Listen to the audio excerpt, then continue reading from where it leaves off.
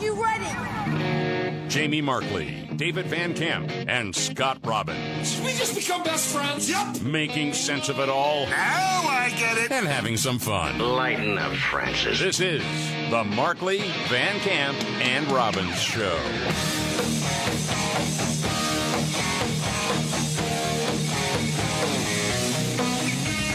All right, let's do it. The Markley, Van Camp, and Robbins Show.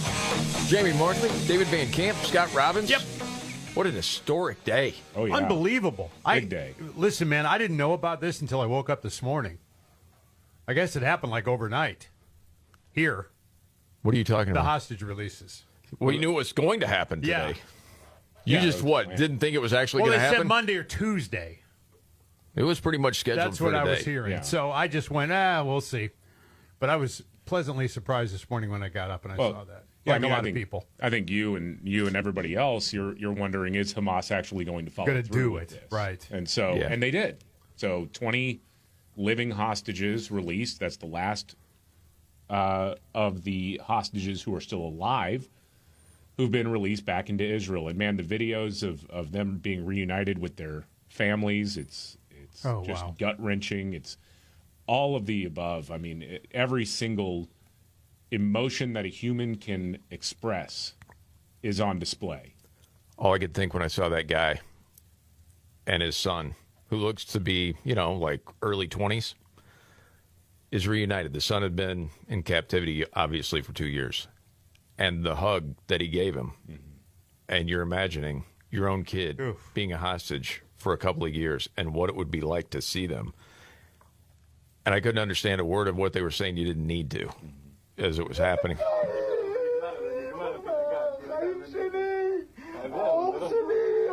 He's just hugging him, hand on top of his head, probably thinking the day would never come.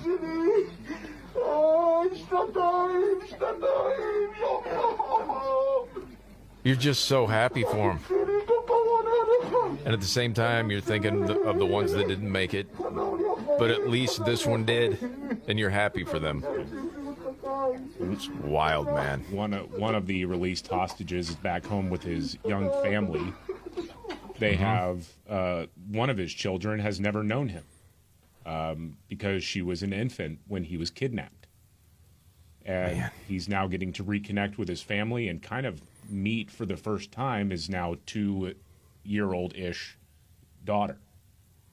You got to wonder how weird that is, too, for them, after 2 years of that, to reacclimate yourself to this life now. Oh, and everything you're dealing with. Yes, and how difficult that's got to be. Flashbacks, all that stuff. Oh, the torture. Oh, my gosh. Horrible, and they're all, emaciated. Man. I mean, it's just, I can't even imagine what that must be like. It must be like prisoners of war, supposedly, that came back from war. And it's just, I can't, because you're not going to be acclimated to 2 years of your life are gone. I mean, the world kept moving and turning and things happened and, you weren't there for it. And the conditions of which you were being kept, my God, I can't imagine. When you're thinking you're never getting out. Exactly. There's that part of it, too. Here was the first report. And welcome back to CNN's breaking news coverage as we are covering a historic moment here in Israel because for the first time in 2 years, over 2 years, 738 days, Hamas holds no living hostages in its captivity. Man. And we'll get to a couple of clips of Trump speaking today. Yeah. And it's amazing that even people on the left have to give Trump a whole lot of credit for this. He got it done. He and his team got it done. And I think this is just it's undeniable the impact that Trump had and sort of his, good cop, bad cop rolled into one figure. What kind of looming presence that was during the negotiations. I mean, it's incredible. And so he was in Egypt now, and he was talking to the press and took a couple of questions. And one is, okay, this is phase one. When are we going to start going with phase two? Yeah, I did hear that. Yeah. Can you tell us when phase two of the negotiations will begin? Well, it started. It started as far as we're concerned. Phase two is starting. And, the phases are all a little bit mixed in with each other. They're going to start cleaning up You look at Gaza, it needs a lot of cleanup. That's why when I talked in my speech, I talked about the debris. I used the word debris. That's debris times 10. So, but they're gonna really do a job. They have a lot of power. In another room, you have the wealthiest, some of the wealthiest nations in the world. All leaders, the big leaders are here. The emirs and the kings and everybody, and it's a very interesting group. I guess we have like 35 countries, and that's only because they were the 35 that we invited. Everybody that we invited came. So there's a lot of respect, and I think you'll see some tremendous progress. It's been said, too, that Trump really knows how to capture a moment. Mm-hmm. I really thought he did that, too. He's very skilled at it. In the speech today. And after so many years of unceasing war and endless danger, today the skies are calm, the guns are silent, the sirens are still, and the sun rises on a holy land that is finally at peace, a land and a region that will live, God willing, in peace for all eternity. Yeah. Oh, boy, you can think? dream, but yeah. You're hoping. Yeah, I mean, I'm kind of on the cynical side too, David. I hope it does. My hope is it will.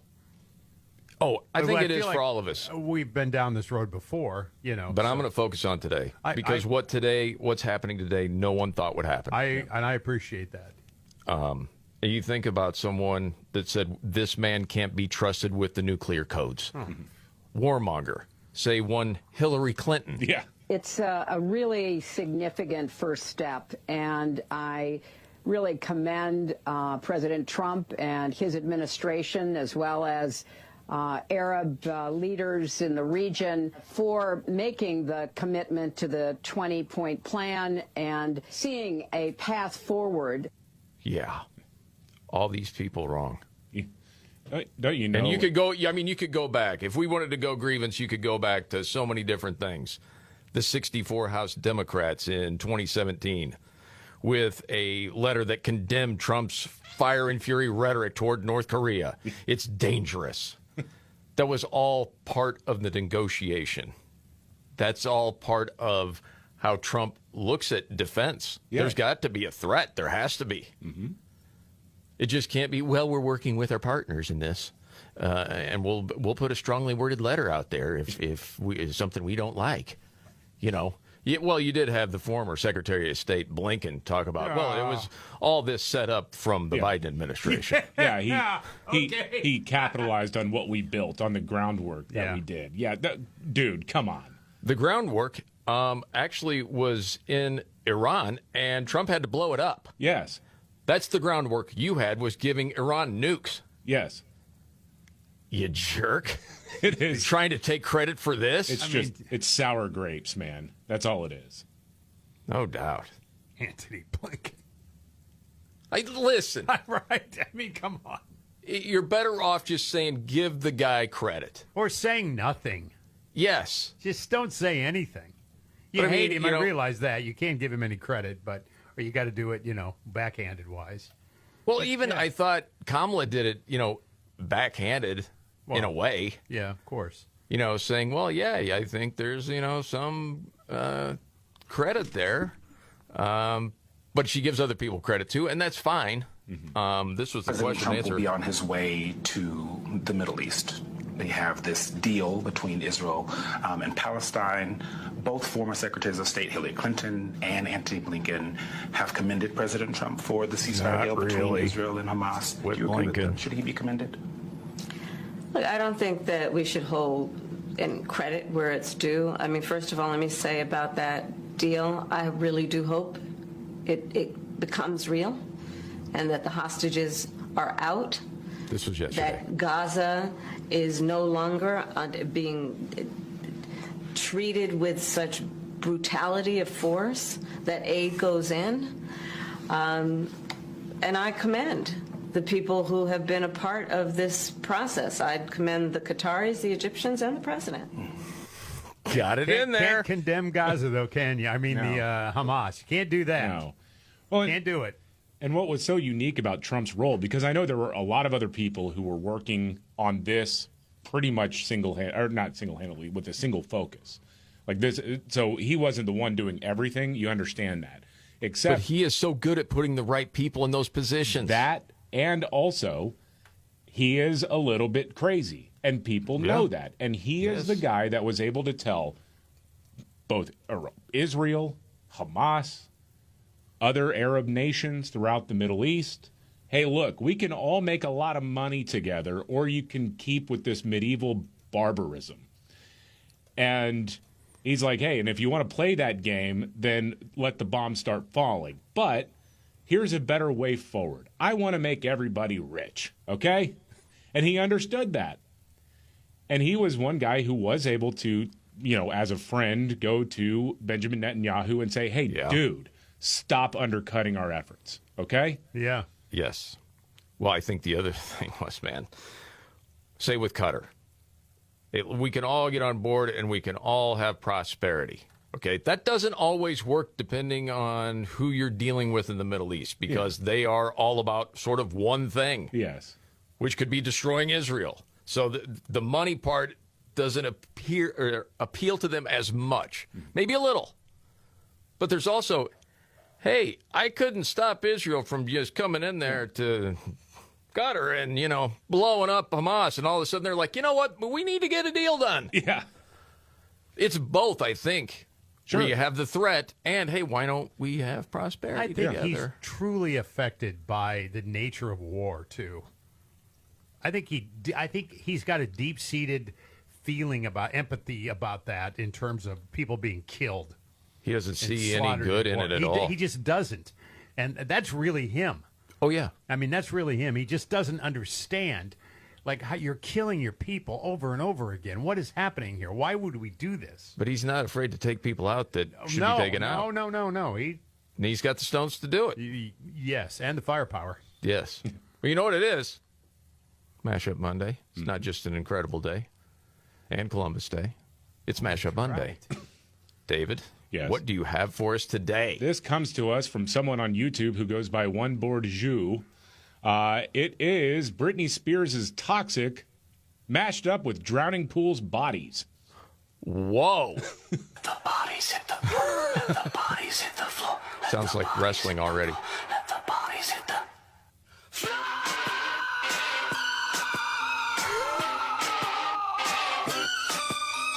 Beaten wild boar.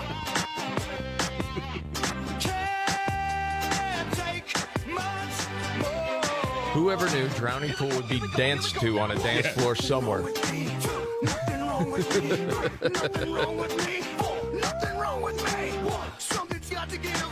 Something's got to give. And wasn't Toxic just named one of the top 25 songs so far this century? I think so, yeah. Yes. That's stretching it just a little bit. Well, I think I prefer this version, This actually. is a great track, man. It's not bad. Man, oh, man. Boy, there's a couple of things that you have, David, that I haven't heard, and I've got a couple of things you haven't heard. Scott will react to Lindsey Graham having it with Kristen Welker and the 5 stories we're watching today. Coming up.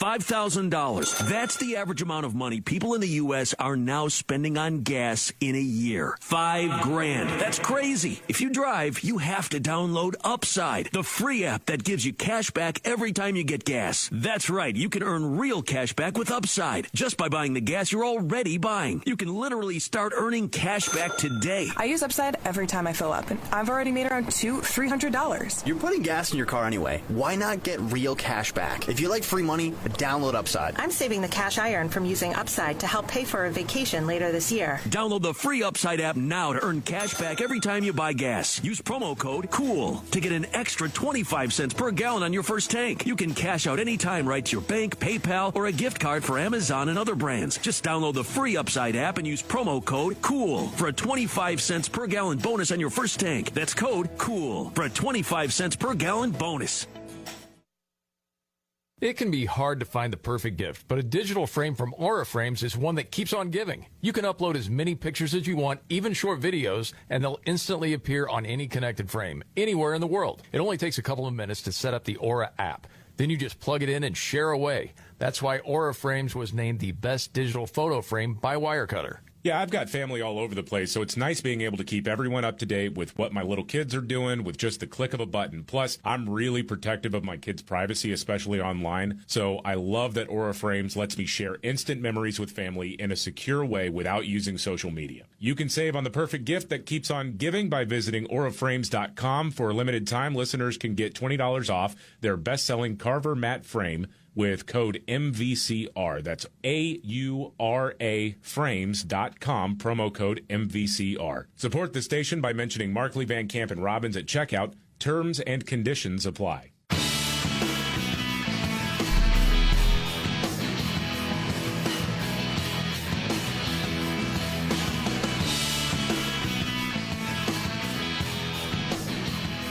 The Markley, Van Camp, and Robbins Show.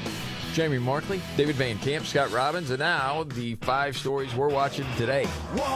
All right, number 5, the government is still shut down because Democrats are crybabies who care more about illegal aliens than thousands of federal workers who are, by the way, being laid off by the thousands right now. I don't know the game. I mean, they think they see it in the polling. I don't see it. Woof. Number 4, World Naked Bike Ride Portland held a die-in demonstration where they laid down on the Burnside Bridge over the weekend to protest ICE or something. I mean, it just smelled like weed and parental disappointment. I mean, it was just gross. You smell that? Smells like parental disappointment. That's right. Or grandkids don't come round anymore. Number 3, according to the Real Clear Politics polling average, President Trump still has a higher approval rating than George W. Bush or Barack Obama at this point in all of their second terms. He beats Obama by nearly a point and Bush by about 6 points. Yep. Number 2, President Trump traveled to the Middle East to celebrate the first stage of a peace deal between Israel and Hamas and the releasing of the remaining living hostages Hamas took more than 2 years ago. And then number 1, in Egypt, he says phase 2 is already underway, and it involves clearing out debris in Gaza and looking at next steps. Man, more on that later. It's an incredible day. It really is. Yep. Scotty, sorry about your Cubs over the weekend. Oof. I know that's a tough one. It is a tough one. I'm a Mariners fan now. Oh, don't say that. Oh, no. Well, they did win last night. They won, yeah. Good game, too. Yeah. Well, Cubs had a chance. Okay, so that's your team from here on out. Well, it depends. And if the Mariners lose, I'll be on the board with Toronto. I can't root for the Dodgers and Milwaukee. I just can't. You'll root for Canada? Yes, I will. Man. Because the great Geddy Lee of Rush is also a season ticket holder, and he's invited me to sit with him at a game. So no, he hasn't. I put it out there. I'm hoping he hears it. We talked baseball with him once. Yes, I know. Is that 1991? Sure Something did. like that? Yep. You Yeah. like talking baseball. Yeah. And you got your Bears going tonight, too. Oh, that's right. I forgot about that game tonight. Holy cow. You're really not a Bears fan, are you? Well, I am a Bears fan, but it's hard for me to get into football while baseball's still going on. That's the thing. I got you. My wife and the family, though, her kids were over, and they're all Packer fans, and it was watching the Packer game yesterday.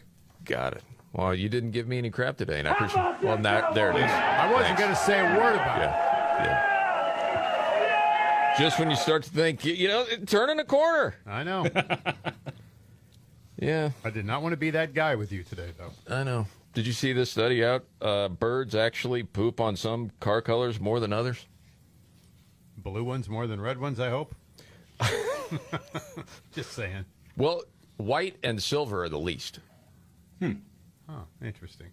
They hit brown vehicles the most. Color-coded. Then followed by red and black. The researchers say birds detect ultraviolet light and have enhanced color vision compared to humans. So darker colors might stand out more and seem like prime targets. So they're actually aiming? That's what it makes it sound like. There's also shiny surfaces can act like mirrors reflecting a bird's image. And during mating season, territorial birds may think their reflection is a rival, leading to repeated attacks on the same vehicle. You're like, why my car? You think they fly around in a panic trying to find the car? This is the Markley, Van Camp, and Robbins Show. It's possible. Oh, my God. Find your red car. Quick. So if you have one of those cars that you're like, why me? Yeah. Maybe there's something to that. That's pretty good. Am I being led to believe that birds will poop on each other in a territory struggle? Like a bombs away kind of thing? That's what it sounds like. Seem like prime targets is the way they say it. Did not know that. Yes. So I think we know the biggest story of the day. Yep. The first stage of peace between Israel and Gaza. And, again, everybody has the potential to screw this up, but it looks like things are going as planned in the early stages. Lindsey Graham has had it with NBC's Kristen Welker. We got to hear that. Good. Straight ahead.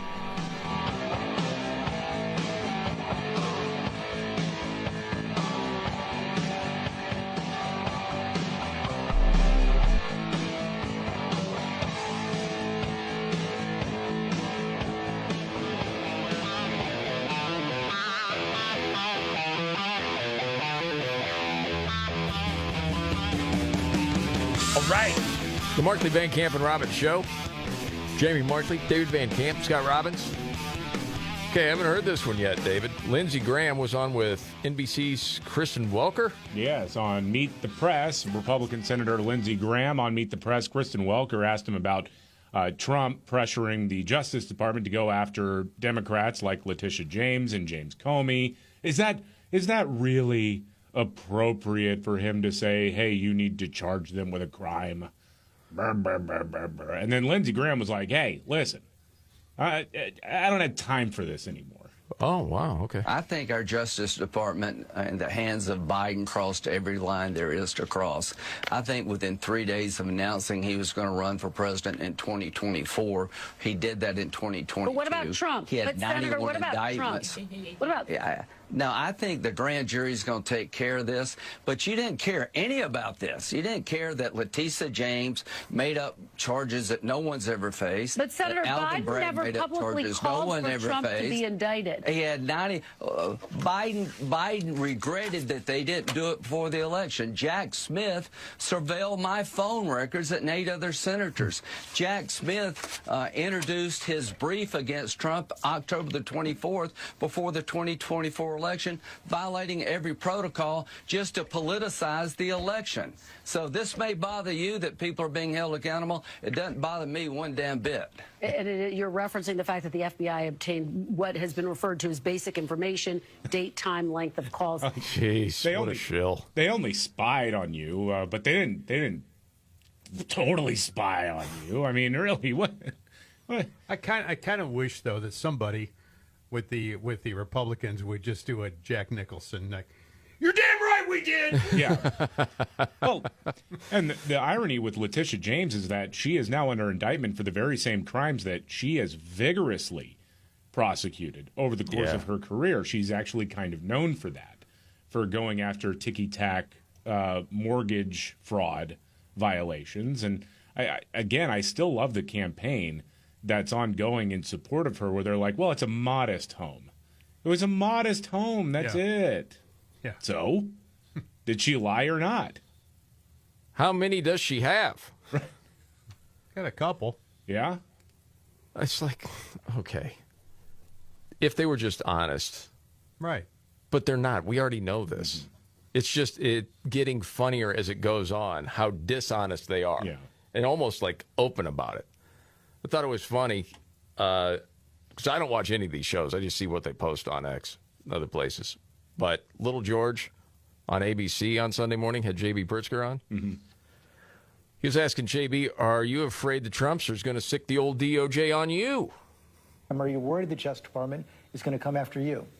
It's true that the president says things, and sometimes he follows through on those threats, and he certainly has the power of the presidency. He does not have the power to overcome the Constitution. And so am I afraid? I am not afraid. Do I think that he could do it? He might. But as I've said before, come and get me. I mean, you're dead wrong, Mr. President and Mr. Vice President. He's going to keep doing that. Just flailing away. Come get me. Yeah. Like I am the voice of the resistance. To what? Peace around the world? Yes. This narrative for the left is getting tougher and tougher as time goes on with Trump. Well, he's Hitler, and yet just got a bunch of Jews freed from captivity. I don't understand that. Yes. Bringing Arabs and Jews together for a peace deal. Yep. Right. Following the footsteps of Hitler. Yes. Well, it's bonkers. And the thing about Pritzker is they just ignore him. They just keep doing what they're doing. ICE does. Yes. And they keep removing who they need to remove. And, yes, and there's going to be another judge, and then it's going to get overturned, and they're going to do all part of the resistance, and then they're going to do no King's Day. Right. And there's going to be millions of Americans that are upset with what's going on in this country, that actually there is a president that's enforcing the law. Damn him. Now, have another Sorry, people are here illegal. Up. Yes. They're here illegally. They've said this. We're going after the criminals first, but if you stand in the way, we're going to have to go into the neighborhoods, and anybody that's swept up is going. And what are you going to do about it, JB? What are you going to do about it? Stress eat. I was told that. I don't know that for fact. That could be rumor. I don't know. That time of the show. Going around the table may not be the biggest story out there, but it caught your attention. David, today, what's your story? Abigail Spanberger is the Democrat running to be governor of Virginia. It's a closer and closer race because for her, it's kind of the Kamala effect. Every time she speaks, people are like, well, this person doesn't seem very bright. And not to mention that somebody else in her party who's running for attorney general fantasized about murdering a political opponent and his kids. So that'll drag you down. A little bit. The Republican, Winsome Earl-Sears, has been hammering her on her support of allowing dudes, including sexual predators, to use women's locker rooms, because that's a big issue in Virginia as well. So Spanberger was asked about this again. Now, pay close attention to the question that was asked, and then the word salad that comes out of her mouth. All right. Roll it. What do you make of Earl Sears' claim that you're fine with, quote, putting men in girls' locker rooms? The reality is that the federal government has the ability to change the letter of the law, right? Through Congress, through the Senate, bills go to the president's desk. Right now, what we are seeing is there are differences between what is the law of the land under Title IX and what are executive orders put out by the White House. And in circumstances where there are conflicting evidence or conflicting interpretations, the reality is the federal government has to be clear in what is the real guidance available to our schools. Dongs in the locker room of girls. To use of locker rooms. The reality is that we have multiple jurisdictions who believe they are following the letter of the law and have their lawyers conveying why. Blah, blah, blah, and at the end of the day, we have a president of the United States. Dongs in girls' locker rooms. You cool with that? Taking away and threatening federal funding. What I think is so this AI? Nope. is that this is a tool that unfortunately this president continues to use of the threat of federal funding. Yeah, it's like yes. No, the question is ponderous. Yes. What do you make of this when your opponent says that you're okay with men using women's locker rooms? Well, executive order. It's all bad. Man, she is terrified to answer that question. Right. We got somebody else holding the McGurkin Standard Bearer Now award. Right. Yes. Holy smokes. You know what, man? Wow. I'm just going to put this in there. I wasn't even planning on this for my story. It's 10 seconds long. Scott Jennings, who appears on CNN, he said something that is so simple and so true in 10 seconds when it comes to this issue. Roll it. If I can't trust you not to put a boy in a teenage girl's locker room, how will I ever listen to your plan for taxes and the economy? Right. I will not, because I've already concluded you're a lunatic. Period. The end. That's it. That's it. If you think that's okay, I can't trust you with anything. Well said, Scott. No, yeah. Yes. All right, Scott Robbins, what do you have for your story? Well, I don't know if you guys follow this at all, the Republicans against Trump. This is a very popular social media gathering point for a bunch of people who claim they're Republicans and they're not, but it's called Republicans Against Trump. So, I do this every day. Was not aware. I mean, I know there are some Republicans. This is a group of people? Yeah, they get together. Yeah, they have a big social media footprint, actually.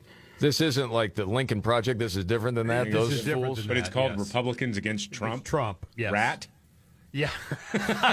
Good one, David. I hadn't even thought of that. That's not bad. And they go round and round? The acronym, yes.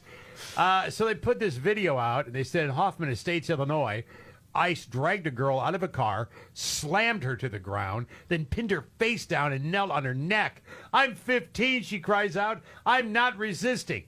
What has America become? Now, it turns out that this is not from ICE. This is a photo that ran a year ago where Chicago police actually stopped someone and did drag them out of the car. These guys are so desperate to demonize law enforcement there. A post of a video that was made over a year ago is now becoming their rallying point against ICE. And we shouldn't even be surprised. How many times are they going to make this mistake? But again, who checks it, right? I mean, how many people see this and go, oh, my God, it's terrible, and never know? Never trust the rats. Right, David. Yes, no rats allowed. Yeah. Right. And they put out somebody that could be a wanted man. I'm not going to do rat puns all day. I could go back for more, lay it down. There's a bunch of them. I won't do it. You're in love. You're going banned. Okay. Yeah, I was going band rat. Got it. Of course. You know that. They want no part of this, by the way. The rat and roll? Yeah. No. For my story, I'm going to warn you.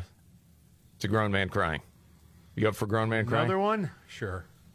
Now, sometimes you hear a grown man crying, and it could be some comedic sort of thing when they're doing it for something stupid. It's a vindication for a lot of people. Like Van Jones and that nonsense. Telling the truth matters.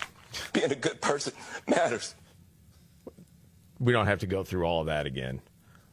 Or Adam Kinzinger. You guys want? Yeah, just ridiculousness. Democracies I know. are not defined by our bad days. Crying Adam We're defined by how we he's a come back super from crying. I bad never saw the days. guy not crying. He's always crying. Yeah, I know.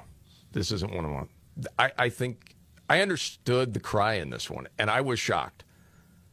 If you're familiar with Scott Adams, known as the Dilbert guy, I listened to him a lot, going back maybe 7 years ago.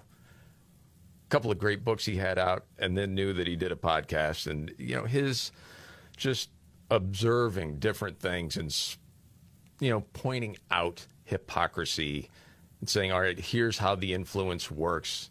He's a trained hypnotist sort of thing. It's entertaining. So he announced earlier this year that he had cancer and didn't think he'd make it past the summer, and found a treatment. He's still kicking. So when he saw what was happening with this whole peace deal and how it was unfolding this morning, he got emotional. And I understood it. And as he goes into this, and it's a little bit of a longer clip if we have time, he explains it. Just roll it and see what you think. What I mean, of course, for the few of you who don't know exactly what that means, is that in 2016, when I decided I didn't know I was doing it at the time, but quickly I figured it out. When I decided I would throw away my entire social life to back Trump, and when I eventually threw away my entire career, which even before I was canceled, my licensing business and book sales went to almost nothing because I was supporting Trump. And the thing he put out on X was, it was all worth it, and that's what he's explaining. Mm-hmm. Okay. I sacrificed everything. I sacrificed my social life. I sacrificed my career. I sacrificed my reputation. And I did that because I believed it was worth it. Today's the day. Today's the day. All right. And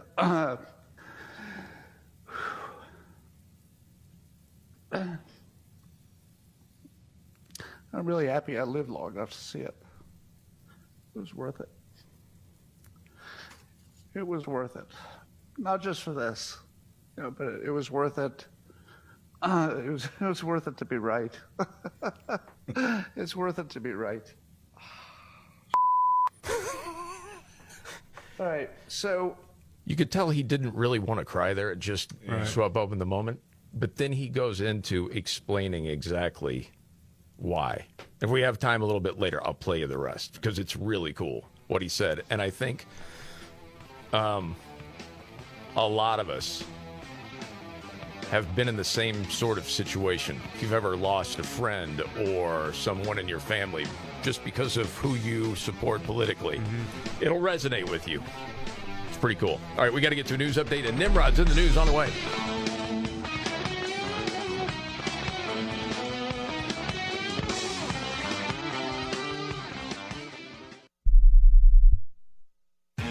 Pure opportunity is what Michigan is all about. The opportunity to do more. The opportunity to connect with the best talent. The opportunity for people of all backgrounds to grow and expand their business. The opportunity to live and work in a state where paychecks go further. The opportunity is now, and it's right here in Michigan. Visit MichiganBusiness.org to discover all the ways the Michigan Economic Development Corporation can help your business thrive.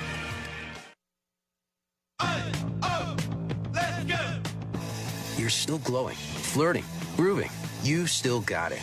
But your immune system weakens as you age, making it harder to fight flu, pneumococcal pneumonia, RSV, and COVID-19. Vaccines are a key part of any health routine and help strengthen your immune response. Ask your doctor or pharmacist which vaccines you need. Schedule in minutes at vaxassist.com. Sponsored by Pfizer. Attention. Have you racked up $10,000 or more in credit card debt? Are you barely getting by making minimum payments? With credit card debt reaching all-time highs, National Debt Relief is notifying consumers about significant debt relief options currently being made available to help those with overwhelming credit card debt. These options may reduce a large portion of credit card debt for those who qualify. You don't need to declare bankruptcy or take out a consolidation loan, and you may only have to pay back a fraction of what you owe, even if you have bad credit. National Debt Relief has already reduced the credit card debt for more than 550,000 consumers, so don't wait. If you owe $10,000, $20,000, or even $100,000 in credit card debt, you can now take advantage of this financial debt relief as the cost of living continues to skyrocket. To check what debt reduction you may qualify for, call 800-518-4477. That's 800-518-4477. Again, that's 800-518-4477.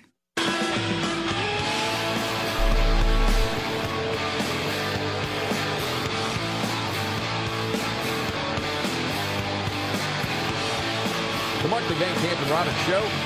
Jamie Markley, David Van Camp, Scott Robbins. Oh, man, Monday Night Football in Chicago, Washington.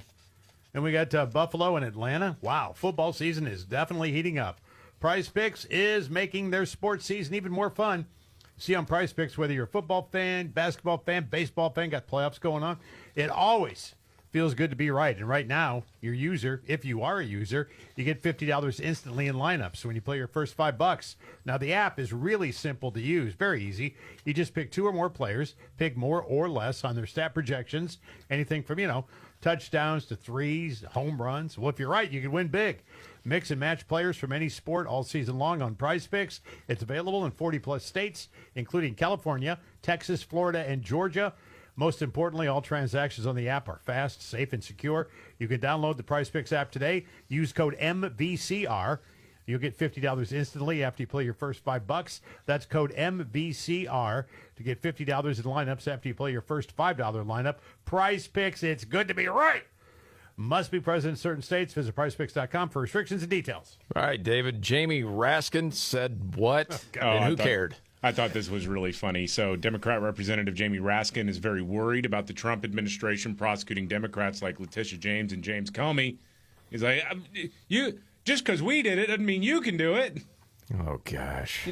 If it's just like a question of everybody prosecuting the person who prosecuted them, we will be in endless cycles of political and prosecutorial vengeance. Yep, that's what people said. Yeah. You started this. Your party started this. You were told, watch what you're doing because when you're not in power anymore, it's going to come back on you. You didn't care. You kept doing it anyway. And it does. I don't know. I'm not a legal person. It looks like mortgage fraud. It certainly does. Well, yeah. You know what I've heard? Nobody is above the law. I heard that a lot, yeah. A lot. Yeah. And with that, we go to Nimrod. Here we go. When the going gets tough. Damn it, this is too hard. The dumb get dumber. All right, Ian. It's Nimrod's in the News on the Markley, Van Camp, and Robbins Show. I love the poorly educated. All right. Nimrod's in the news. In Oregon, a man named Peter Higginbotham had his 96 Toyota Camry hotwired, stolen last year. The 29-year-old car wasn't exactly the picture of health. Even had a bumper sticker on it that said, "The book value of my car is one Baja Blast." About a month later, the car and its thief turned up. The vehicle was a mess.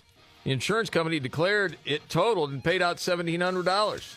Thief was Cesare Walter. She was charged with unauthorized use and possession of a stolen vehicle. Peter asked for the judge to drop the charges in exchange for a Mountain Dew Baja Blast to honor the bumper sticker, which is great, and that's Nimrod's in the news.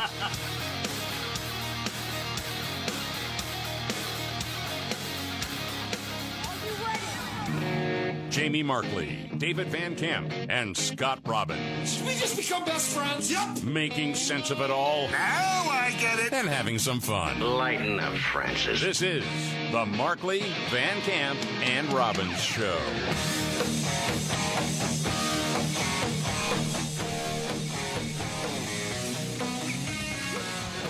The Markley, Van Camp, and Robbins Show. Jamie Markley, David Van Camp, Scott Robbins. An historic day.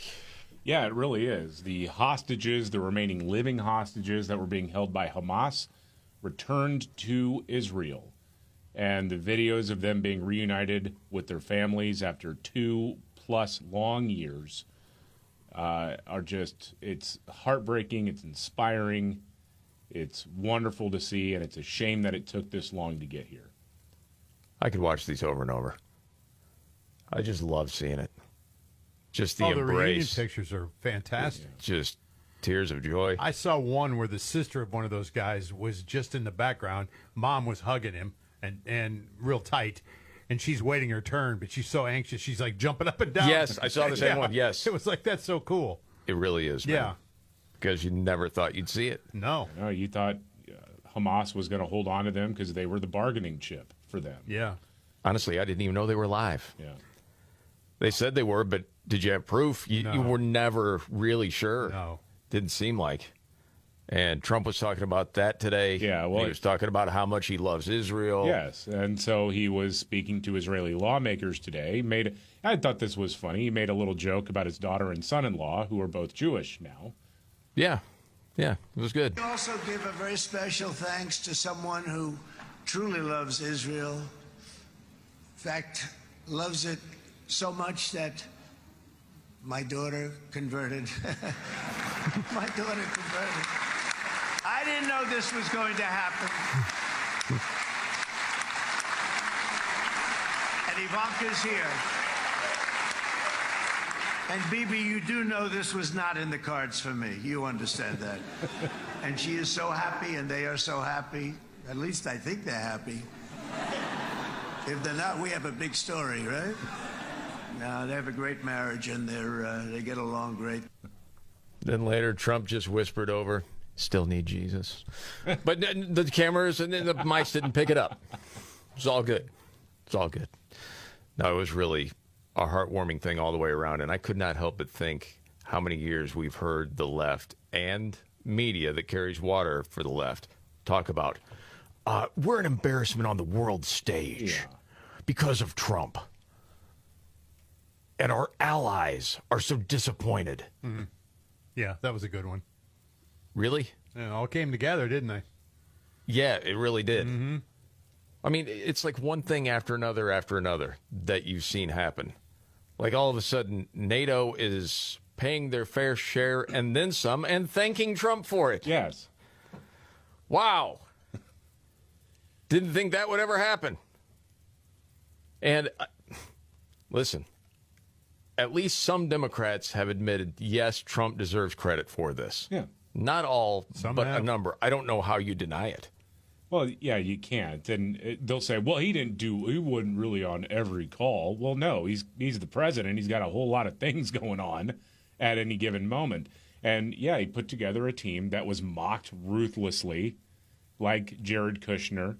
Yes. And they got it done. I mean, Jared Kushner, if you think about this, for as much mockery as he faces from the likes of the left and legacy media, this guy has been an integral part of putting together more Middle East peace agreements than anybody in the history of the United States.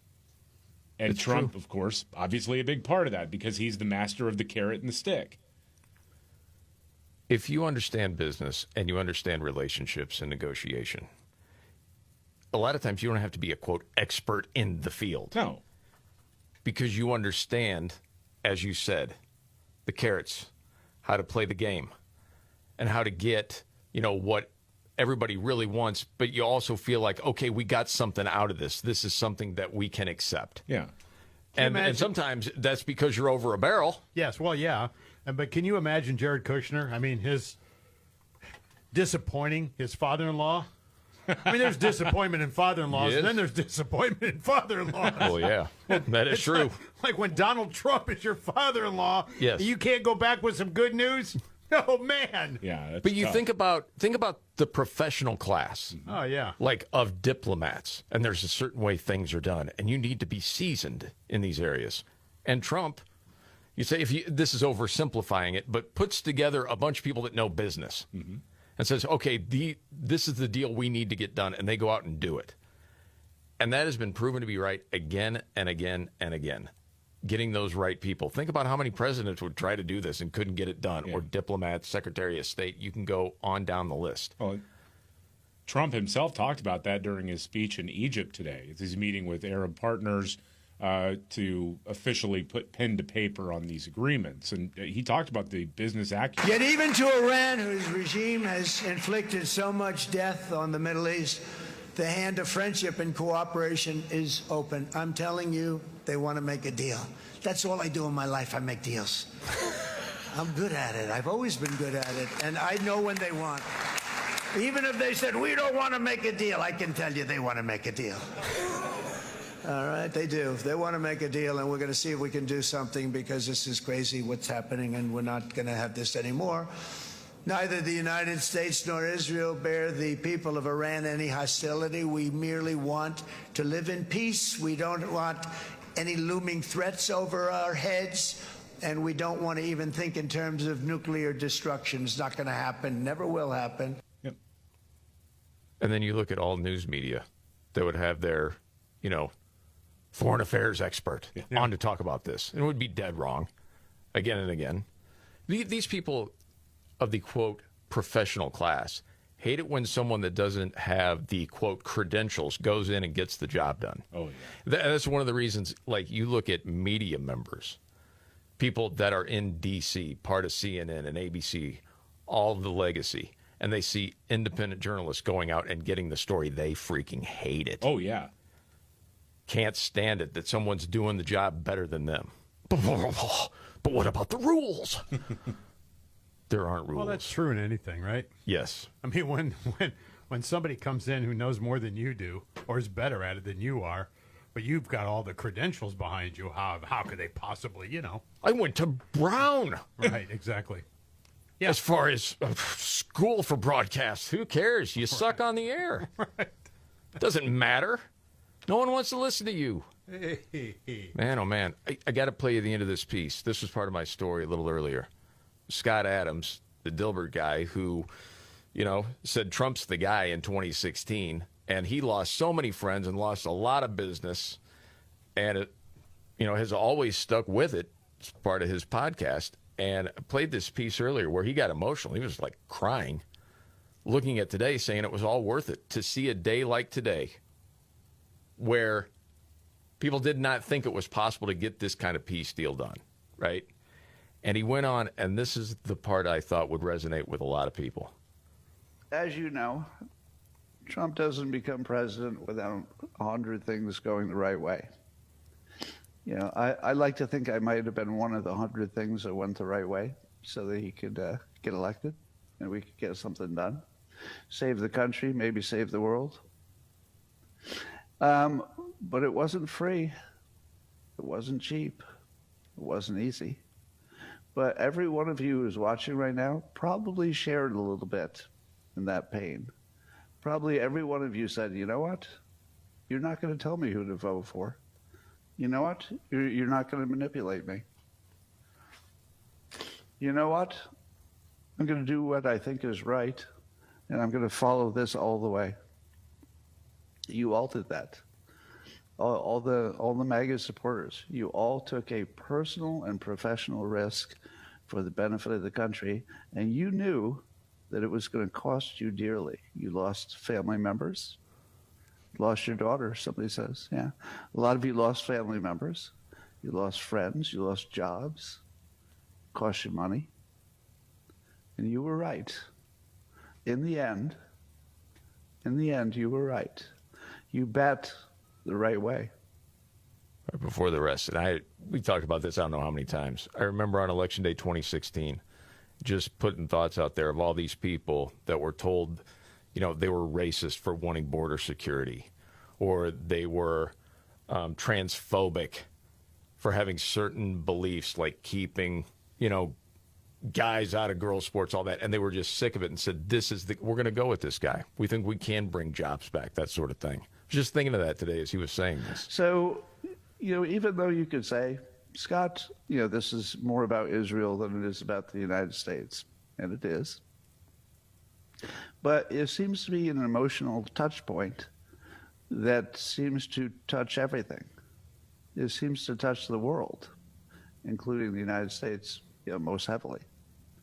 And what it does is it just puts Trump in a whole different category, where now he can do even more things that were impossible. Because people are going to look at him and say, okay, you did the impossible one time after another. What else can you do? Yeah. Some people are saying, fix healthcare next, would you? Yeah, right. Because it would take someone like that. Yeah. We've never seen anything like Trump, and I don't think we'll ever see anything like it again. No. But it is, I think he's right when he touches on it. This is an historic day. Mm-hmm. I felt that this morning after seeing it. It's like, this is really one of those things in history that long after we're gone, people are going to go back to and go, wow, I can't believe this happened. Yes. Now, media is a different story out there. Oh, God. Well, oh, my gosh. ICE arrested a journalist with WGN. Oh, TV, WGN TV, right? Yes. I saw this. By the way, you probably have a clip. I do. Maybe you do. I do. Yeah. But before you play the clip, just imagine what you think this person looks like.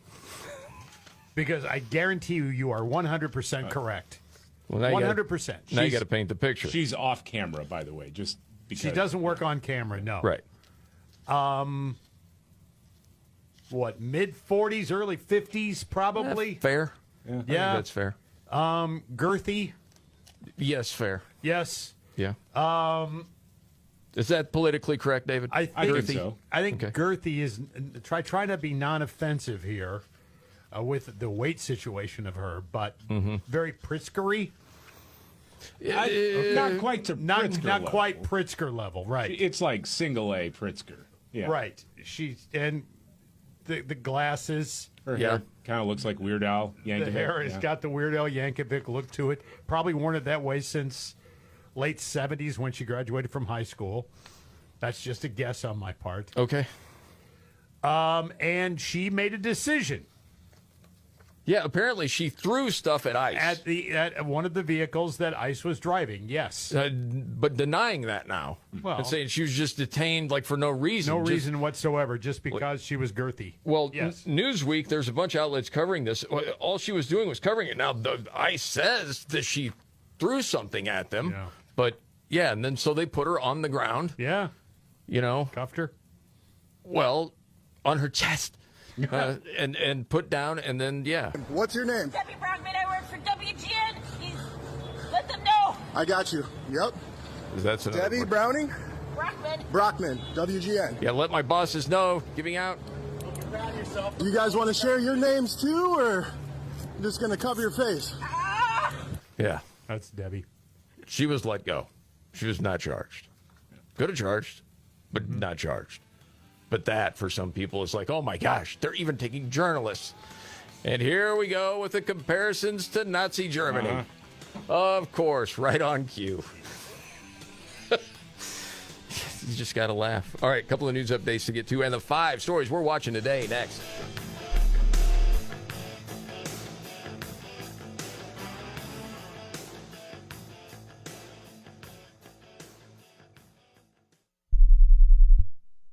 Attention. Have you racked up $10,000 or more in credit card debt? Are you barely getting by making minimum payments? With credit card debt reaching all-time highs, National Debt Relief is notifying consumers about significant debt relief options currently being made available to help those with overwhelming credit card debt. These options may reduce a large portion of credit card debt for those who qualify. You don't need to declare bankruptcy or take out a consolidation loan, and you may only have to pay back a fraction of what you owe, even if you have bad credit. National Debt Relief has already reduced the credit card debt for more than 550,000 consumers, so don't wait. If you owe $10, $20, or even $100,000 in credit card debt, you can now take advantage of this financial debt relief as the cost of living continues to skyrocket. To check what debt reduction you may qualify for, call 800-518-4477. That's 800-518-4477. Again, that's 800-518-4477. Remember when they used to ask, what do you want to be when you grow up? At Bank of America, we ask every day, what would you like the power to do? When you work here, you help build businesses, inspire communities, and forge legacies. And now we've raised our U.S. minimum wage to $25 an hour. So the opportunity to do more also comes with competitive pay. Learn more at bankofamerica.com/25. Bank of America, proud to be an equal opportunity employer. You're still glowing, flirting, grooving. You still got it. But your immune system weakens as you age, making it harder to fight flu, pneumococcal pneumonia, RSV, and COVID-19. Vaccines are a key part of any health routine and help strengthen your immune response. Ask your doctor or pharmacist which vaccines you need. Schedule in minutes at vaxassist.com. Sponsored by Pfizer.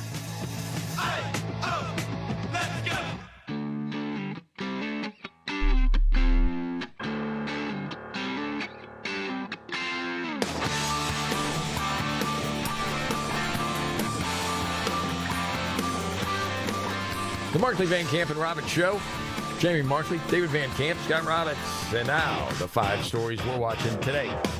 Number 5, according to the Real Clear Politics average, President Trump has a higher approval rating than George W. Bush and Barack Obama at this point in all 3 gentlemen's respective second terms.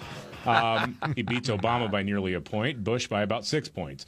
Number 4, World Naked Bike Ride Portland. This is fake news. Well, no, you can look it up yourself, sir.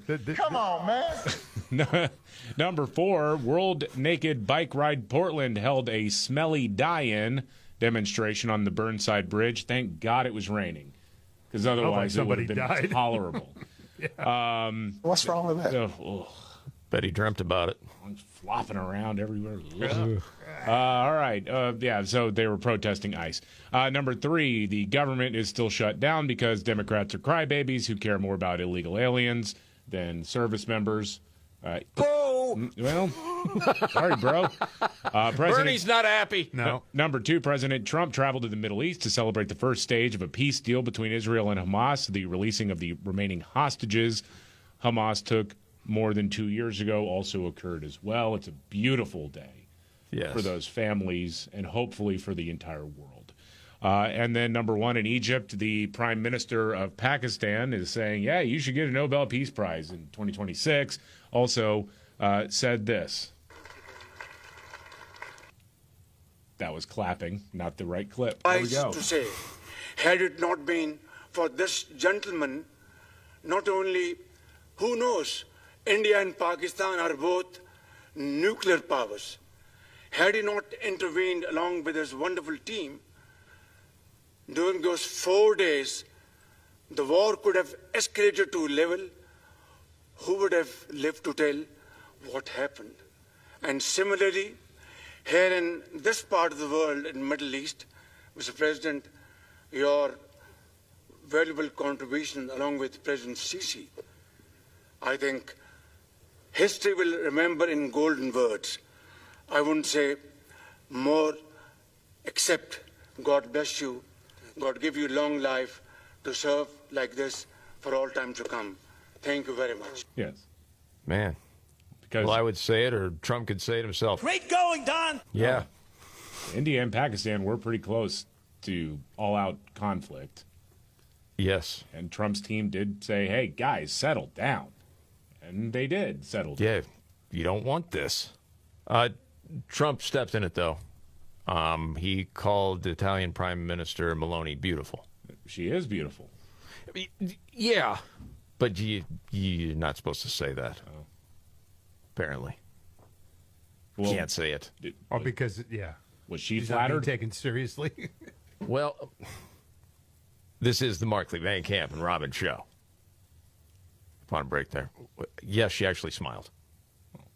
Here it is. We have a woman, a young woman who's, I'm not allowed to say it because usually it's the end of your political career if you say it. She's a beautiful young woman. Now, if you use the word beautiful in the United States about a woman, that's the end of your political career, but I'll take my chances. Where is she? There she is. You don't mind being called beautiful, right? Because you are. Thank you very much for coming. We appreciate it. She smiled and said yes. She wanted to be here, and she's incredible, and they really respect her in Italy. She's a very successful politician. Yes, very much. They love her there. There's no doubt about it. Yeah. Yeah. Hey, I'm in trouble. No, I don't think he's in trouble for saying that. News update, and what's your story? Straight ahead.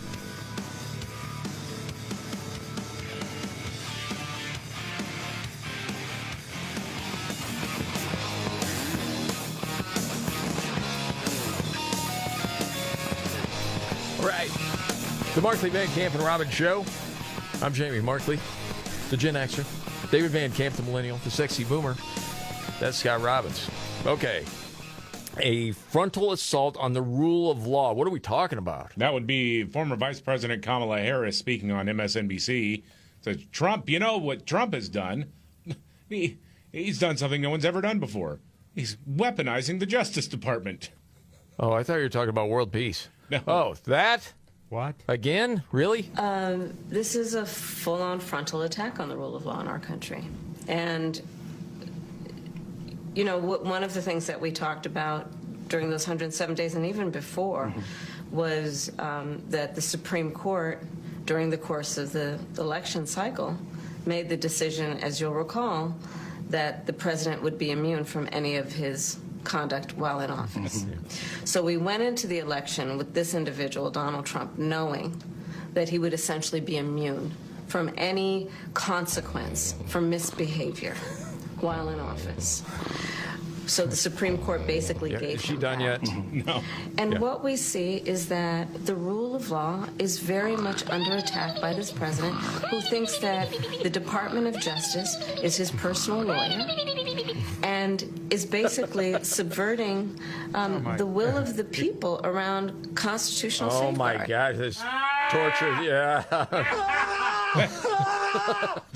The word basically in that statement is doing Yes. more heavy lifting than Katie Porter's ex-husband. Okay? Listen, the Supreme Court did not rule anything close to what she just said. They said, well, it's an open question about whether or not official acts as a president would be protected from legal liability. And in order to prosecute him, what Jack Smith was trying to do for his conduct after the 2020 election, you're going to have to explain why they were not official acts. That's what the Supreme Court said. The Supreme Court did not say, "Oh yeah, you're just free to do whatever you want as president." Gosh. You know, I saw a clip out there today of Kamala Harris. And this is one of those, if you're having a bad day, sometimes it's good to have a sense of gratitude. The gratitude would be that Kamala Harris is not the president, because if she were, we would get this again. As she has said on Columbus Day. You've probably heard this before. It is an honor, of course, to be with you this week as we celebrate Indigenous Peoples Day, as we speak truth about our nation's history. Since 1934, every October, the United States has recognized the voyage of the European explorers who first landed on the you get the idea of where it all goes. You don't need it. No one needs to go through that torture. I'm just bringing it up to say that could have been the president. Yes. You're driving down the interstate, Yeah. And you keep seeing these exit ramps that you could take because you're running out of gas, but you just keep going. Mm-hmm. That's her wordage. There's always an exit ramp. She just missed you, blows right past it till you're completely empty. Yes. With no exits left. That's pretty well said. God! That makes me crazy. You know what else is great if you're just going to go down this road for a second? What? Because I came across this the other day. It is talking to people like they're children. Oh, yeah. She's great at that, especially a men's basketball team that just lost. Oh, God. Just had their hearts ripped out. Yes. And they got absolutely throttled. Mm-hmm. Well, they lose by like 25 or something? Embarrassingly, so, yeah. Howard. But boy, she wanted to bring the inspiration. Who wanted to hear it? And you know, that's what it's about, right? Until the last minute. You guys did that. You didn't stop until the last second. You did not stop. And that is so inspiring. We thought about walking off the court and going to the showers with 5 minutes left because we knew it was mathematically impossible. But we didn't. We stayed on the court till the end, and she's proud of that. That's how games work. Actually. Yes. You know, I was at Howard back in the day where we were just happy that there was a game. Much less getting to this place, right? And I see bison literally all over the world, and we've been talking about you, this team, you all, this team. Yeah, this we year, know. this team. It wasn't last year's team because they sucked. Some of us were on it. I know you're talking about this team. Could you wrap it up so we could exit the locker room and go get some drinks? Very Don Shula and Pat Riley sort of inspirational halftime or speech when you go in there and just rally the troops. Oh, my gosh, dribble man. You basketball. hustled out there. You are smart. You are disciplined. You are smart. I don't need a pep talk. This isn't kindergarten. Jeez, I'm a grown man. Really? Because I was thinking I was dumb. Thanks, Kamala. Thanks for telling me I'm smart. Well, in their locker room now they have, you are smart. Yeah, not play like a champion No, today. it's just, No, you are smart. smart. With affirmations. Because that's inspiring to the men's basketball team. That's right. Good night, man. Did you hear little George cut off J.D. Vance yesterday? I saw the whole thing live. You did? I think I got part of it at least. Here's, George, why fewer and fewer people watch and why you're losing credibility. Because you're talking for now 5 minutes with the Vice President of the United States about this story regarding Tom Homan, a story that I've read about, but I don't even know the video that you're talking about. So they're still talking about Tom Homan. And then the alleged bribe for $500 or something. They're going on and on about it. Okay, all right. The Democrats and Chuck Schumer have shut down the government. Right now, we're trying to figure out how to pay our troops because Chuck Schumer has shut down the government. You are focused on a bogus story. You're insinuating criminal wrongdoing against a guy who has done nothing wrong instead of focusing on the fact that our country is struggling because our government's shut down. Let's talk about the real issues, George. I think the American people would benefit much more from that than from you going down some weird left-wing rabbit hole where the facts clearly show that Tom Homan didn't engage in any criminal wrongdoing. It's not a weird left-wing rabbit hole. I didn't insinuate anything. I asked you whether Tom Homan accepted $50,000, as was heard on an audio tape recorded by the FBI in September 2024, and you did not answer the question. Thank you for your time this morning. No, George, I said that I don't. Up next, we'll be right back. Boom, cut him off. Well, he's the king of that. I mean, he just will. And he just dumps him. He'll just say, make a statement like that, and then walk away. Well, he did it to J.D. Vance in 2021. That was circulating. About that one. I won't play the whole thing. We'll cut it for time's sake. Oh, just roll it. Yeah, it's fine. Go ahead. There are multiple examples throughout American history of the president doing just that. You didn't say military in your answer, and you've made it very clear you believe the president can defy the Supreme Court. Senator, thanks for your time this morning. No, George. Roundtable's up next. We'll be right back. He didn't say that. Yeah. What an absolute jerk that guy is. I saw on Twitter, though, there were people like, his courage, Stephanopoulos' courage to just cut all that liar off before he was able to lie again. Courage to cut him off? Yes, he's courageous. Oh, please. You know, now he wants a box for the debates. He is a wee man. Yeah, he's a wee man. Anyway. All right, it's that time. Do it a couple of times a day. Go around the table. It may not be the biggest story out there, but it caught your attention. David, what's your story here? Well, President Trump on Air Force One on his way to the Middle East to recognize and commemorate this historic peace agreement in the Middle East, he was getting a little philosophical on Air Force One, and he just talked about his prospects of getting into heaven. Wow. He's talked about this a lot lately. Okay, I have the clip. We're going to get it. As long as you can show some patience, Scott, we're going to get it. Hey, man, I can roll. Good job. Here you go. There you go. You know, I'm being a little cute. I don't think there's anything going to get me in heaven. Okay, I really don't. I think I'm not maybe heaven bound. I may be in heaven right now as we fly in Air Force One. I'm not sure I'm going to be able to make heaven, but I've made life a lot better for a lot of people. And you know, as an example, had the election of 2020 not been rigged, you would have millions of people living just in Russia, Ukraine alone.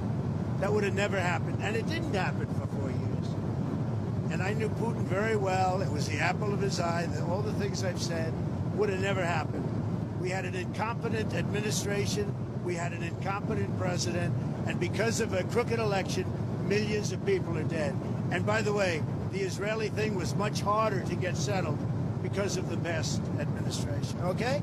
Well, he's going to get flooded with responses, preaching the gospel to him. I guarantee you. Yeah. But he's already got people around him that are doing that. Oh, yeah, of course. Yeah.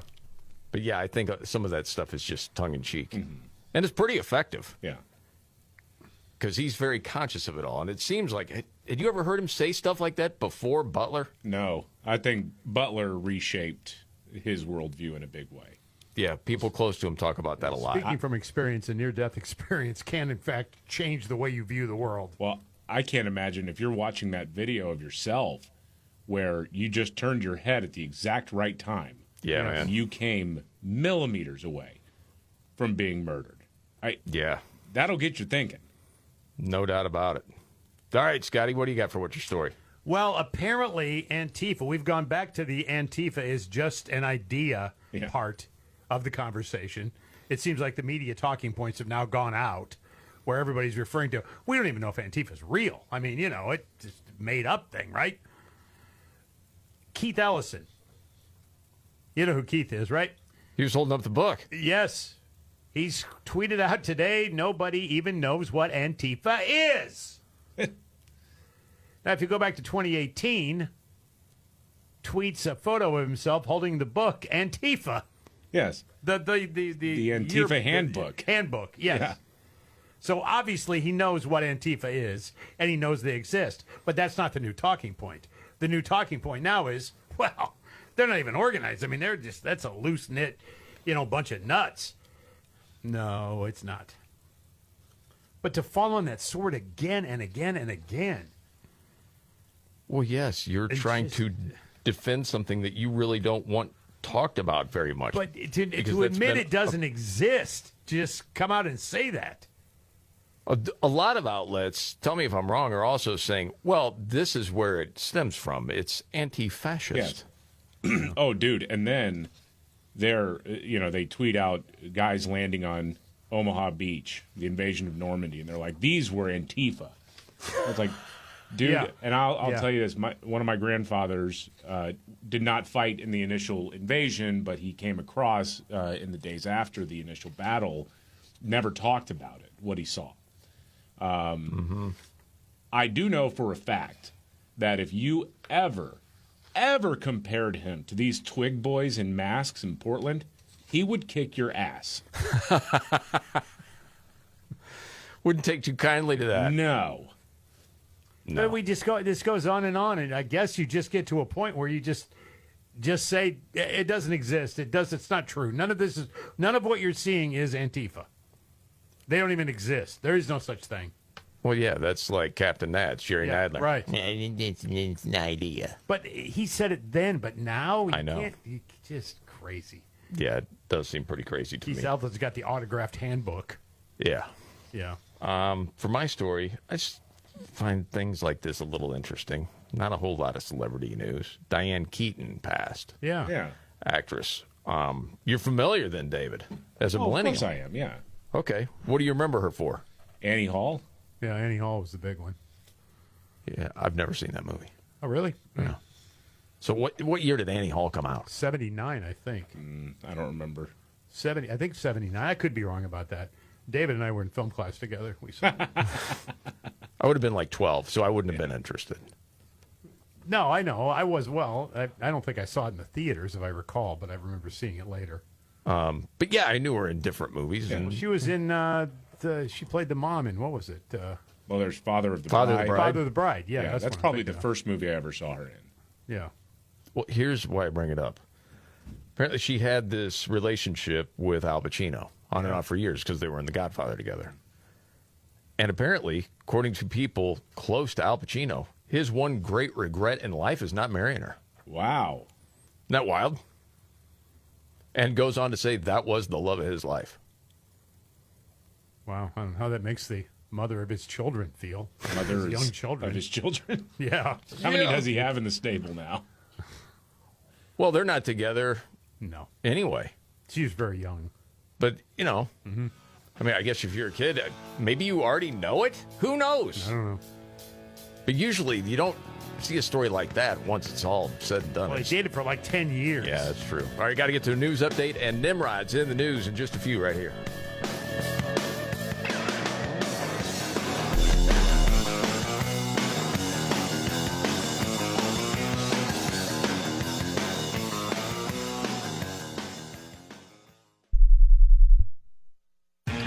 Peer opportunity. It's what Michigan is all about. The opportunity to do more. The opportunity to connect with the best talent. The opportunity for people of all backgrounds to grow and expand their business. The opportunity to live and work in a state where paychecks go further. The opportunity is now, and it's right here in Michigan. Visit MichiganBusiness.org to discover all the ways the Michigan Economic Development Corporation can help your business thrive.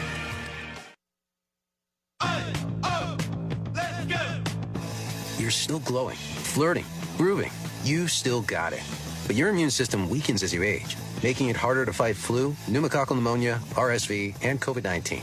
Vaccines are a key part of any health routine and help strengthen your immune response. Ask your doctor or pharmacist which vaccines you need. Schedule in minutes at vaxassist.com. Sponsored by Pfizer. $5,000. That's the average amount of money people in the U.S. are now spending on gas in a year. $5,000. That's crazy. If you drive, you have to download Upside, the free app that gives you cash back every time you get gas. That's right. You can earn real cash back with Upside just by buying the gas you're already buying. You can literally start earning cash back today. I use Upside every time I fill up, and I've already made around $300. You're putting gas in your car anyway. Why not get real cash back? If you like free money, download Upside. I'm saving the cash I earn from using Upside to help pay for a vacation later this year. Download the free Upside app now to earn cash back every time you buy gas. Use promo code COOL to get an extra 25 cents per gallon on your first tank. You can cash out anytime right to your bank, PayPal, or a gift card for Amazon and other brands. Just download the free Upside app and use promo code COOL for a 25 cents per gallon bonus on your first tank. That's code COOL for a 25 cents per gallon bonus.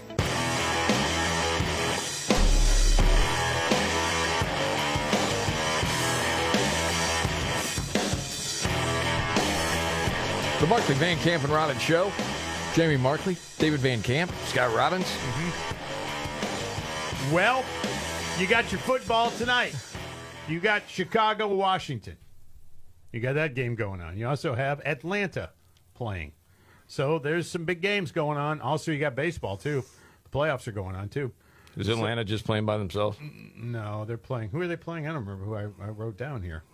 I don't remember. I had it down, but Atlanta is playing themselves. It's an exhibition game tonight. Buffalo, thank you. You had me going for a second. So football season is there. Baseball playoffs are going on, and the basketball is starting real quick, too. Prize Picks is making the sports season even more fun. Go to Prize Picks, whether you're a football fan or a basketball fan. It always feels good to be right. And right now, you users could get $50 instantly in lineups when you play your first $5. That's right. And the app, by the way, simple to use. Just pick your top 2 players, 2 or more. You pick more, you pick less. On the stat projections, anything from touchdowns, threes, the strikeouts, and if you're right, you could win big. So mix and match the players from any sport all season on Prize Picks. Prize Picks is available in 40-plus states, including California, Texas, Florida, and Georgia. Most importantly, all transactions on the app are fast, safe, and secure. Download the Prize Picks app today. Use code MVCR. $50 in lineups instantly when you play your first $5. That's code MVCR. $50 in lineups after you play your first $5. Prize Picks, it's good to be right. Must be present in certain states. Visit PrizePicks.com for restrictions and details. Time for Nimrods in the news. When the going gets tough. Damn it, this is too hard. The dumb get dumber. All right, Ian. It's Nimrods in the news on the Markley, Van Camp, and Robbins show. I love the poorly educated. All right. Nimrod's the news. We go to Tampa, Florida. Dude arrested for attempting to rob a bank after his mother called police to turn him in. Oh, yeah. He had robbed a bank. And he's going back to rob another one. Mom's like, what is going on? So she called it. Yep, my son just robbed a bank, and on the way to this other one, they show up. Yeah, he's arrested. Mother's Day is going to be interesting next year. And that's Nimrod's in the news.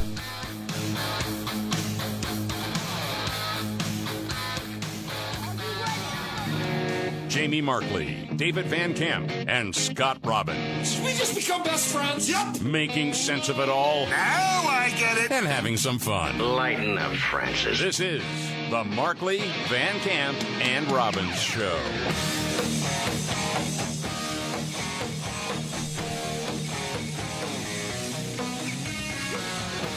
The Markley, Van Camp, and Robbins show. Jamie Markley, David Van Camp, Scott Robbins. The Trumps are being celebrated in the Middle East today. Thank you. I mean, dude, no one thought this was possible, you know? After so many years of unceasing war and endless danger, today the skies are calm, the guns are silent, the sirens are still, and the sun rises on a holy land that is finally at peace, a land and a region that will live, God willing, in peace for all eternity. We hope. Yeah, really do hope. And today is absolutely a historic day with the peace agreement being signed in earnest. And you got a bunch of leaders from the Arab world coming in to Egypt to meet with President Trump and to celebrate this deal. It is a really huge development on the hostages being reunited with their families. And what's crazy is that just 51 weeks ago today, Trump was just a guy working at a McDonald's drive-thru. You know? That's right. That's the story. Wave it out the window. Of American greatness right there. I did see this because liberal media types are having a really hard time trying to, like...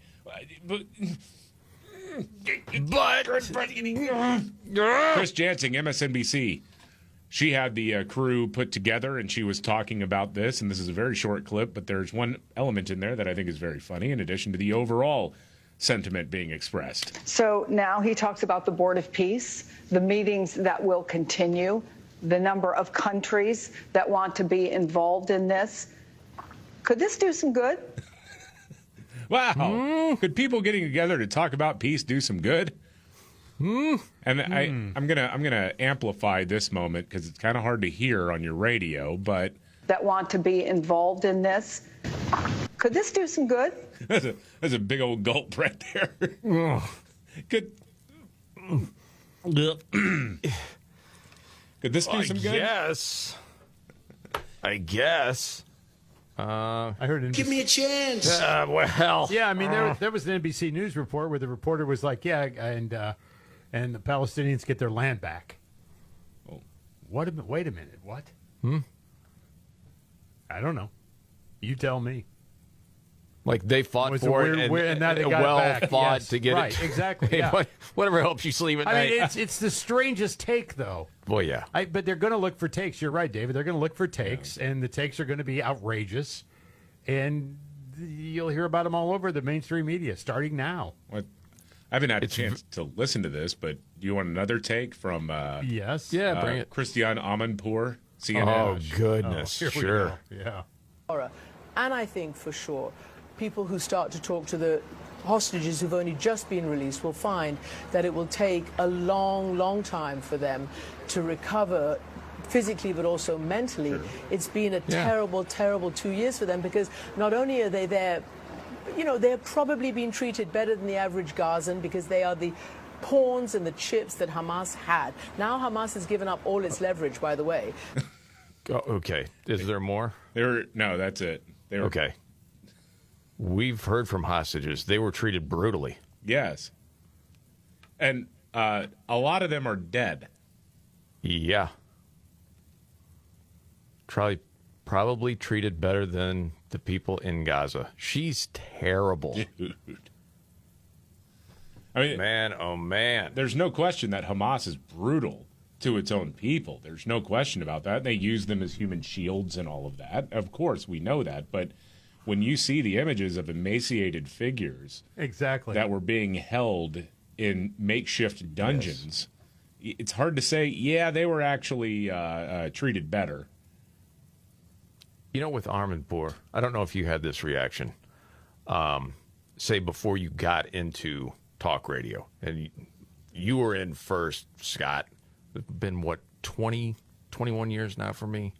David, a little bit later for you. It's been like 10 to 15, somewhere in there. Like coming from rock radio, I wouldn't know, CNN, Christina Armenpour, and okay, award-winning journalist, all that sort of stuff. Mm-hmm. And maybe it's partially the accent. She always sounds like she knows exactly what she's talking. Yeah. People talk about how many awards she wins. You hold her in this sort of regard just because of what you've been told. So you get into this, and you're like, well, she seems to know what she's talking about. And then, as we've said 100 times, if you do this every day, you figure out who's for real and who's not. And then it's like, holy smoke, she's a hack. Yeah. Yeah, and you dismiss the award-winning after a while. Because then you realize how the awards were ever even given out. Right. You start to realize you know some of these people, and you're like, you got to be kidding me. My goodness. Yeah. Treated better than the people. Okay. And you would know that how? I mean, if you go back into the history, especially the last 5 years, bad take after bad take. Yeah. Sometimes outright lies. Okay. There was a question to Kamala about what's been going on in Gaza. You got 10 minutes here? All right. The word genocide. This was the interview that she did. The questions ahead of time. You'll hear it. A lot of folks in your party have called what's happening in Gaza a genocide. Do you agree with that? I think that, listen, it is a term of law that a court will decide, but I will tell you that when you look at the number of children that have been killed, the number of innocent civilians that have been killed, the refusal to give aid and support, we should all step back and ask this question and be honest about it. Yeah. In the afterword of your book. No follow-up? It didn't say anything. No, she didn't say anything, and also except an outright lie. She does this all the time. The people who were most responsible for denying aid to innocent civilians was Hamas. Hamas. So if your claim is that's one of the criteria to determine whether or not this is a genocide, then Hamas was committing the genocide. Yeah. No, it wasn't a genocide, because how many times have you seen a genocide end with a peace agreement? Exactly. Doesn't work. It made no sense. It's like saying MAGA is fascist. Guns for everybody. Fascist! It doesn't make any sense. They just roll with it. Probably because they're a bunch of dopes like we used to be. Christine Armenpour, she's awesome. Trust her. Well, I mean...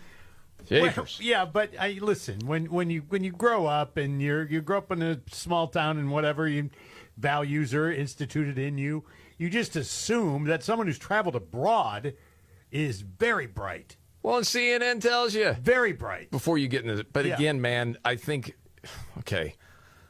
a lot of people know. Say, what would we have been like when you're in your 20s now? A lot of people know CNN's full of crap. Well, they are, yes, and all the legacy media. There wasn't a whole lot of people out there. I mean, there was the Limbaughs and people like that saying this BS. Right. You know what I mean? But as far as widely acknowledged as it is now, that a lot of this news is so slanted.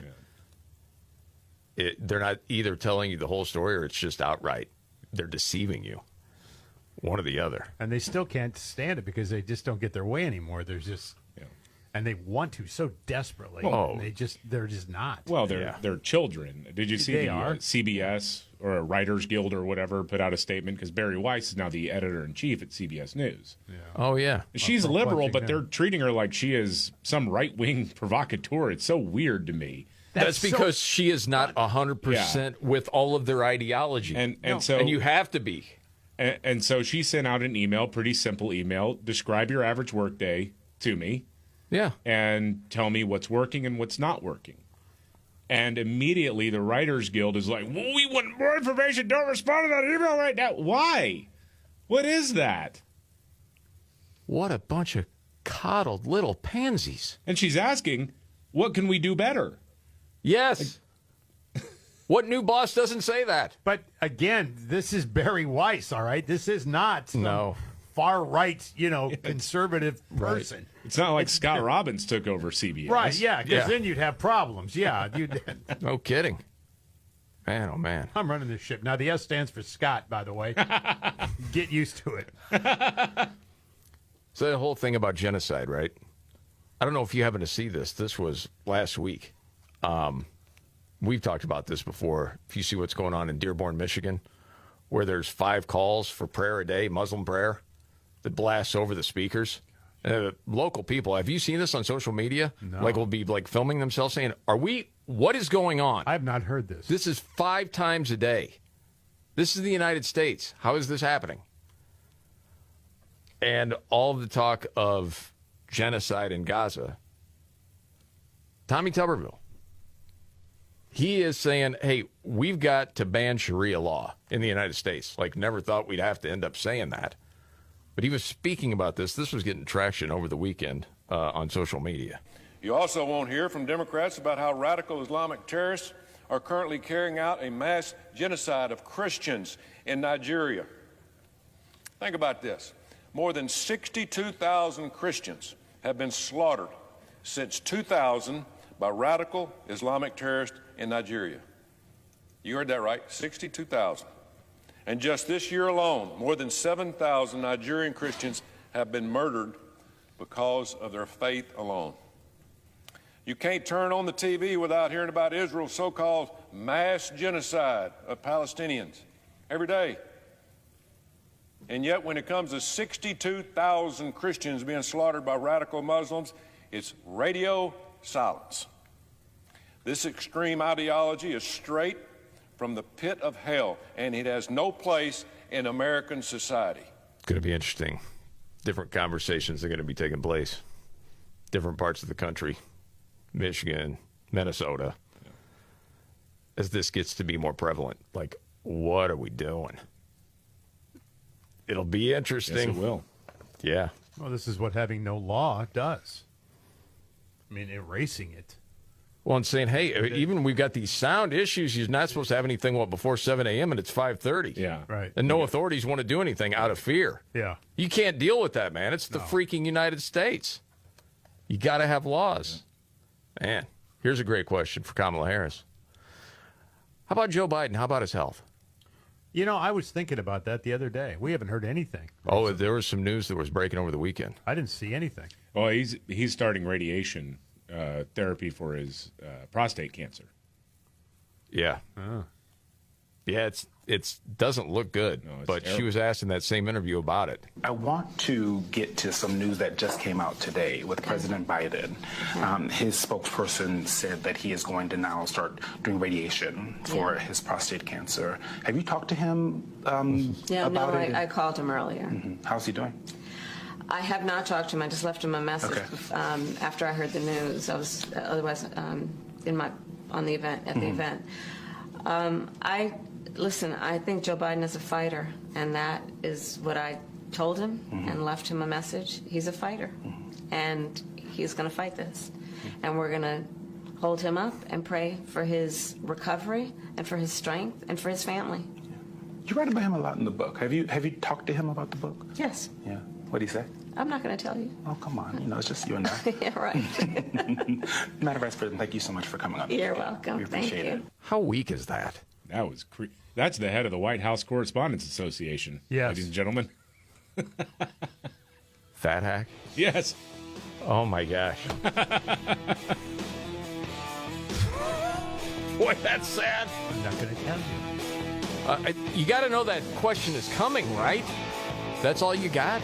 Wow. All right, a couple of updates to get to in the 5 stories we're watching today in just a few.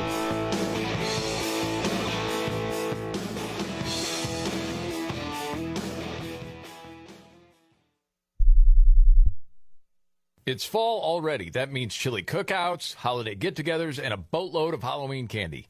As great as all of those things might taste, the reality is that all of the heavy foods, sweets, and adult beverages put an extraordinary strain on your liver. And when your liver isn't happy, neither is the rest of you. Bloating, indigestion, fatigue, those are all signs that your liver needs some love. And you can help your liver out with a daily dose of Active Liver from New Nordic. It's a simple way to keep your liver healthy, even when your diet isn't. All it takes is just a couple of great-tasting gummies a day to help give your body's filter the support it needs. It might even make you feel a little less guilty when you raid your kids' Halloween haul, too. Enjoy all the fantastic flavors and treats of fall without the bloating and fatigue. Make Active Liver your healthy new habit starting today. You can find Active Liver online at Amazon or pick some up at your local CVS, Meijer Grocery, and it's now available at ShopRite. Check it out, Active Liver from New Nordic. $5,000. That's the average amount of money people in the U.S. are now spending on gas in a year. $5,000. That's crazy. If you drive, you have to download Upside, the free app that gives you cash back every time you get gas. That's right. You can earn real cash back with Upside just by buying the gas you're already buying. You can literally start earning cash back today. I use Upside every time I fill up, and I've already made around $300. You're putting gas in your car anyway. Why not get real cash back? If you like free money, download Upside. I'm saving the cash I earn from using Upside to help pay for a vacation later this year. Download the free Upside app now to earn cash back every time you buy gas. Use promo code COOL to get an extra 25 cents per gallon on your first tank. You can cash out anytime right to your bank, PayPal, or a gift card for Amazon and other brands. Just download the free Upside app and use promo code COOL for a 25 cents per gallon bonus on your first tank. That's code COOL for a 25 cents per gallon bonus.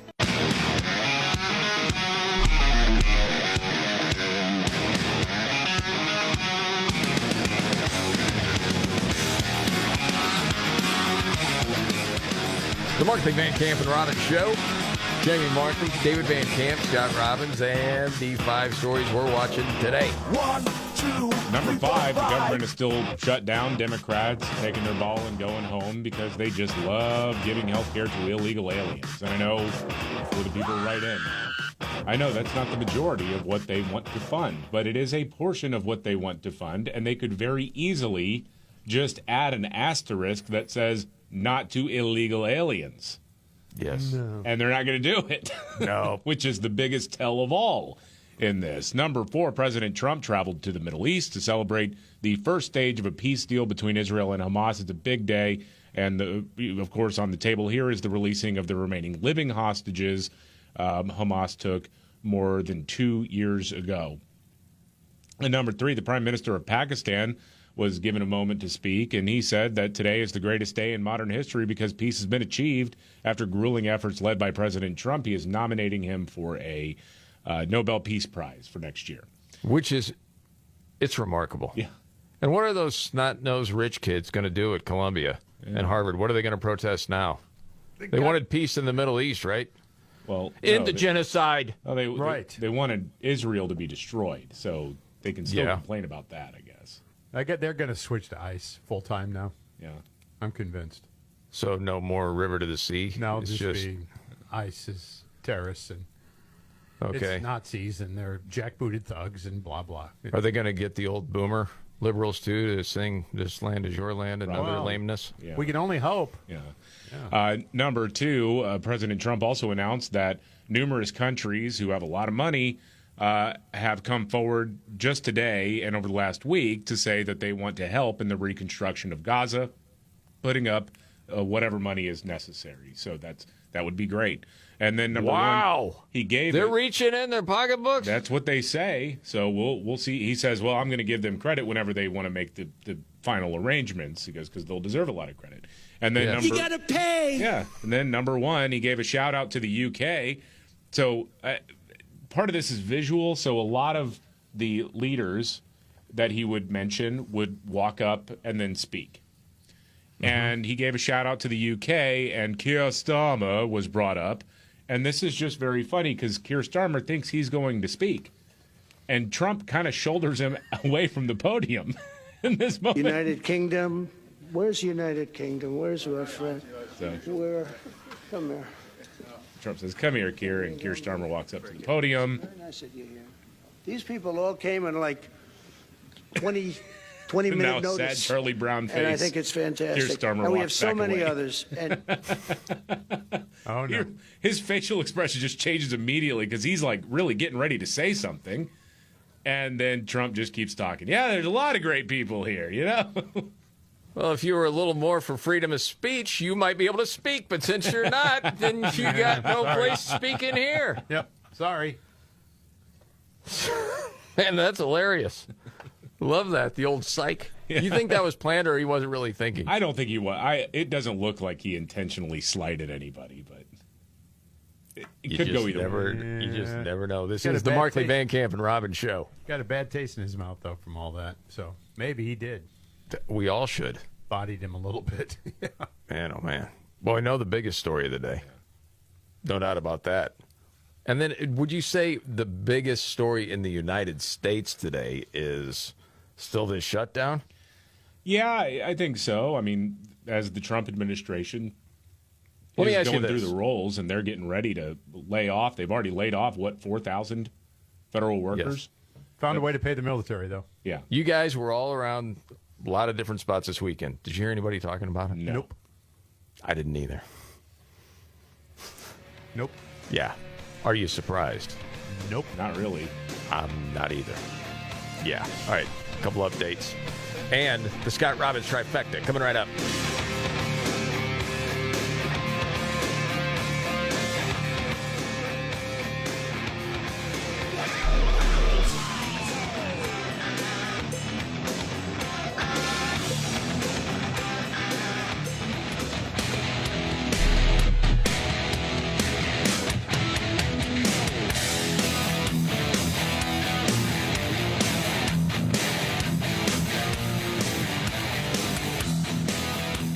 The Markley Van Camp and Robbins Show.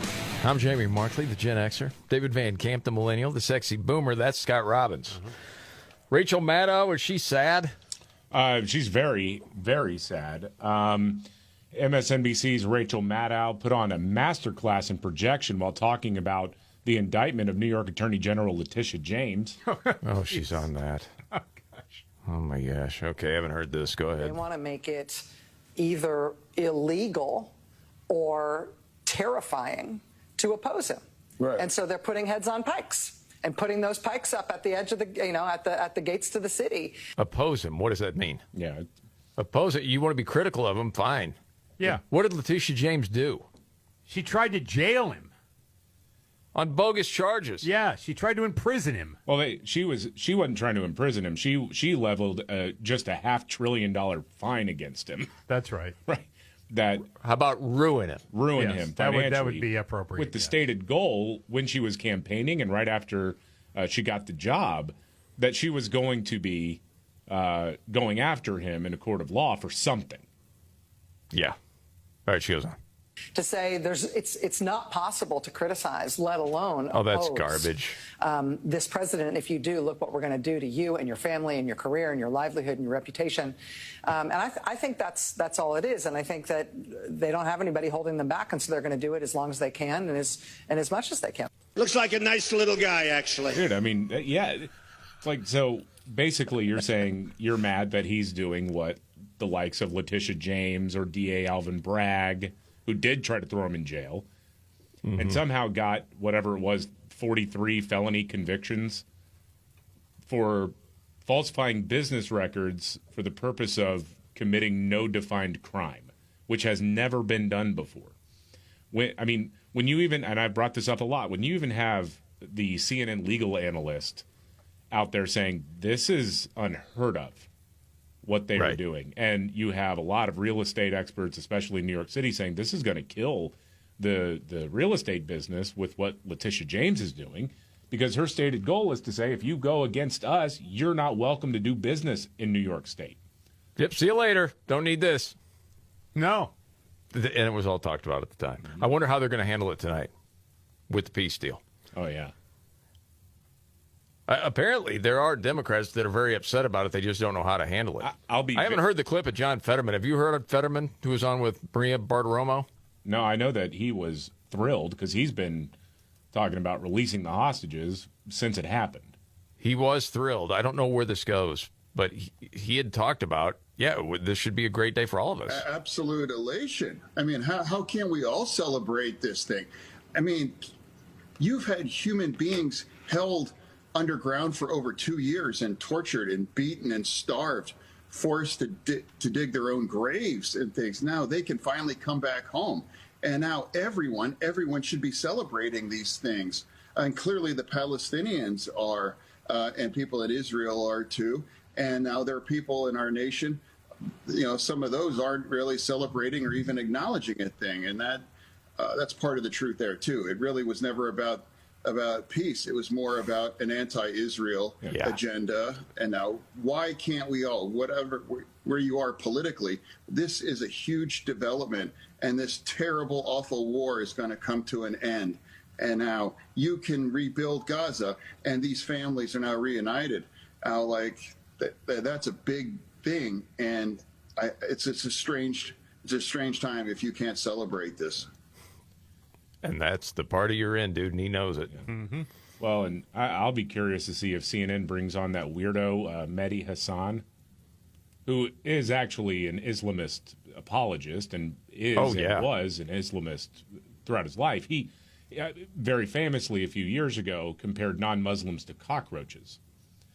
And then he suddenly became a news anchor in America and then got fired from MSNBC and then is now occasionally on CNN. I'll be interested to see if CNN brings him on, because what he put out, I think he's deleted this now on X, is, quote, one of the ways in which the Gaza genocide is worse than a lot of previous genocides, Rwanda, even the Holocaust, is that you didn't have Hutus or Nazis mocking the genocide after it was over. They were shunned, de-radicalized, and prosecuted. That tells you everything. Your side started a war it couldn't possibly win. Cry more. And they knew it. Exactly. Yeah, I wonder if they will put him on. Meanwhile, one more thing before you trifecta, Scott. With ICE trying to round up, as we know, illegal aliens, especially the criminal aspect. Mm-hmm. I mean, the worst of the worst. The rapists, human traffickers, drug traffickers, and you have sanctuary cities standing in the way. Yes. And it's getting ugly in a lot of places. Yes. There is the Insurrection Act. Kristen Welker, NBC, talking to J.D. Vance about that. So are you seriously considering invoking the Insurrection Act? Well, the president's looking at all of his options. Right now, he hasn't felt he needed to, but we have to remember, why are we talking about this, Kristen? Because crime has gotten out of control in our cities, because our ICE agents, the people who are enforcing our immigration laws, have faced a 1,000% increase in violent attacks against them. We have people right now who are going out there, who are doing the job the president asked them to do, who are enforcing our immigration laws. They're being assaulted, they're being beaten, they're being shot at. The problem here is not the Insurrection Act or whether we actually invoke it or not. The problem is the fact that the entire media in this country, cheered on by a few far-left lunatics, have made it okay to tee off on American law enforcement. Yeah. We cannot accept that in the United States of America. We want everybody, black or white, rich or poor, to be safe in the United States of America. Yeah. We'll see where all that goes this week. You ready for your big three? Yeah, let's go. It's time. Are you ready? 1, 2, put my shoe on. It's the three most important news stories of the day. I hit the trifecta. Well, at least according to Scott Robbins. It's the trifecta on the Markley, Van Camp, and Robbins Show. Every day about this time, Scott Robbins' top three stories, helped by his hero. I'm Casey Kasem. Well, hi, Casey. Finally, missed you this weekend. Yes. Had every opportunity in the world. He couldn't get a ride up. That's what he told me. He couldn't get a ride? Yeah. Yeah, he was upset about it. I told him a million times I'd call an Uber for him. Gotcha. What's wrong with you? You know that. I'm ready. Spook. 3. Okay. Number 3, a Blue City DA said something unbelievable. Yeah, Democratic San Francisco attorney, part of the district attorney, by the way, Brooke Jenkins, went against many in her own party by releasing repeat drug offenders before they were due to be released. She said this is a big reason for the crime in our city. She made the comments saying that, I get these people, we arrest these people, we try these people, while we're waiting for trial and they're out on bail, then they escape or they do it again or they don't get the sentence they're due. And this is what happens. It's repeat offenders over and over and over again here in the city of San Francisco, and I'm sick of it. Hold on a second. She didn't let him out. No. Okay. Yeah. No. They go ahead and she doesn't do it. I mean, the judges do. And she's saying it's got to stop. It's got to stop. She says, so did she break ranks with the whole office? Pretty then? much. Is that yeah. the deal? Recidivism, she said, is insane with these. It's the same people over and over again. Man, she threw a fit. Yeah, she did too. Good for her. I know. I like that. I mean, finally, don't you feel like perhaps maybe I'm just being naive here, but perhaps the worm is starting to turn on some of these things? Wasn't it just last week someone in Baltimore was like, "Hey, we've cracked the code. Yeah, we're locking up repeat offenders." Yes, that's all we were asking you to do. That's it. Common sense. And she's like, "Well, rehab's great, but they go into rehab." And somebody suggested that perhaps rehab should be done while you're locked up. Yes, right. The policies from the far left don't work. We all know it. It doesn't work. So if you have any common sense at all, at some point you have to say this isn't working. We have to do something different. Right. Or you're really about just destroying the country. It's one or the other. Now, on with the countdown. Scott Robbins, trifecta, top 3 of the day, up to number 2. Number 2, a fan of Florida A&M tried to set a record. Yeah, fan at Saturday's Florida-Texas A&M game decided to make a run at the legendary Iowa fan known as Vodka Sam. Remember her? No. In the blood alcohol content game of the year. Oh, no. According to the A&M campus police department, an officer in contact with the individual who was eating a sandwich while holding a water jug brimming with whiskey. Ooh. This was in Aggie Park, a tailgating area outside Kyle Field. The fan was arrested, had a blood alcohol content of 0.337. Hot damn. Social media went nuts, acting like they'd never seen anything like this before. And somebody said, no, wait a minute. Remember Vodka Sam? It was 4.04. That was in Iowa.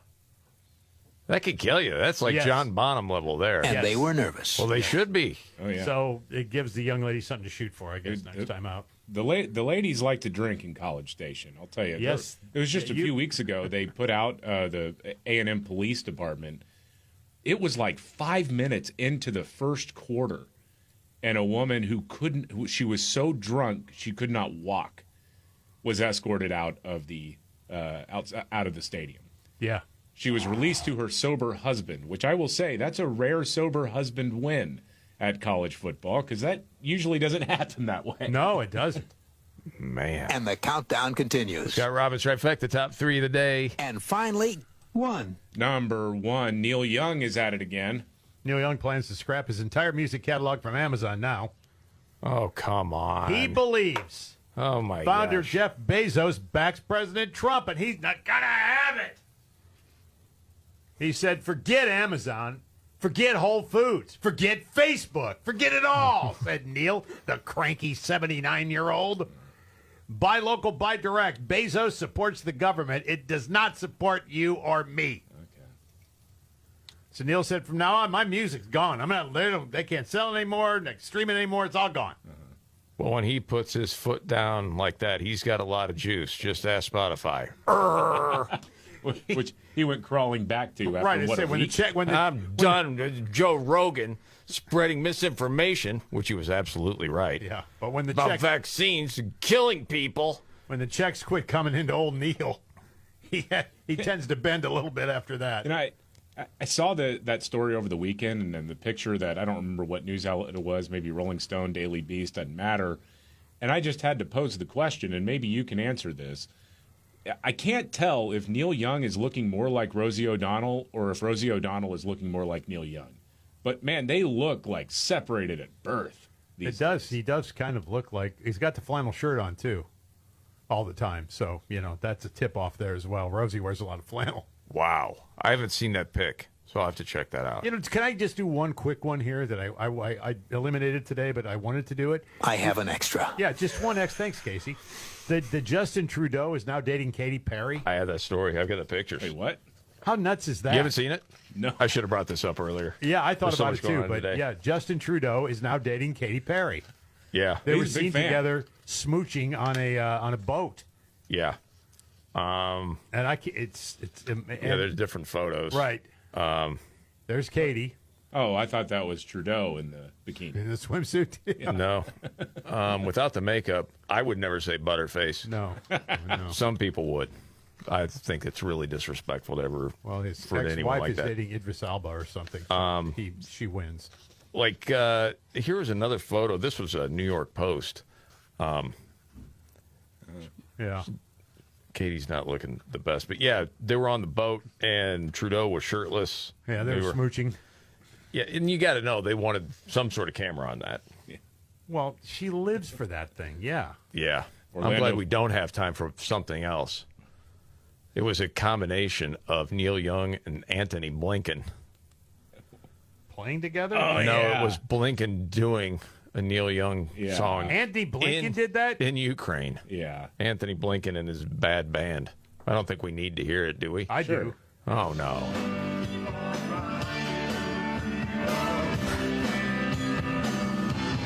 I thought he was a crappy Secretary of State.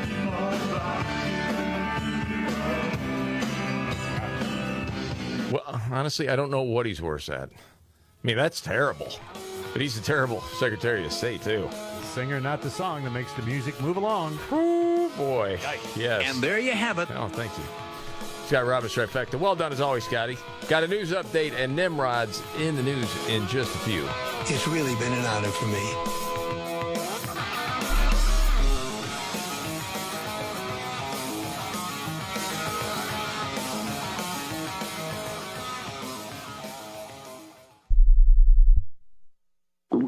Oh no, stomach issues again? Stomach issues? Who are you? Your pancreas. I could be the real reason for your diarrhea, gas, bloating, stomach pain, or loose oily stools. I thought it was my stomach. People often do, but any of these symptoms could mean having a condition called exocrine pancreatic insufficiency, or EPI. With EPI, the pancreas doesn't release enough enzymes to break down food, but EPI is manageable. Use the symptom checker on identifyepi.com and speak with your doctor. That's identifyepi.com. Sponsored by AbbVie. Remember when they used to ask, what do you want to be when you grow up? At Bank of America, we ask every day, what would you like the power to do? When you work here, you help build businesses, inspire communities, and forge legacies.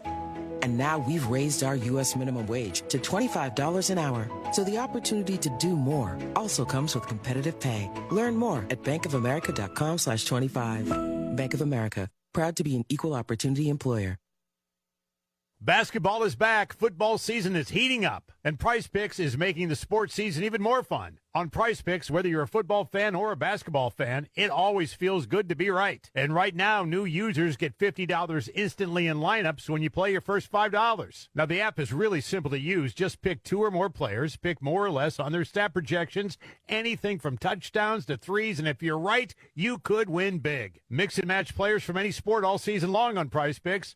Prize Picks is available in 40-plus states, including California, Texas, Florida, and Georgia. Most importantly, all transactions on the app are fast, safe, and secure. So download the Prize Picks app today. Use code MVCR. You'll get $50 in lineups after you play your first $5 lineup. That's code MVCR. Get $50 in lineups after you play your first $5 lineup. Prize Picks. It's good to be right. Must be present in certain states. Visit prizepicks.com for restrictions and details.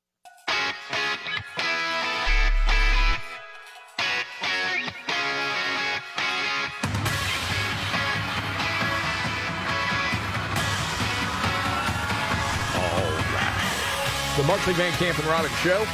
Jamie Markley, David Van Camp, Scott Robbins. Yes, indeed. Baseball is here. The playoffs are underway. NFL football is back. Basketball is back. Everything's heating up, man. And Prize Picks is making this sports season more fun.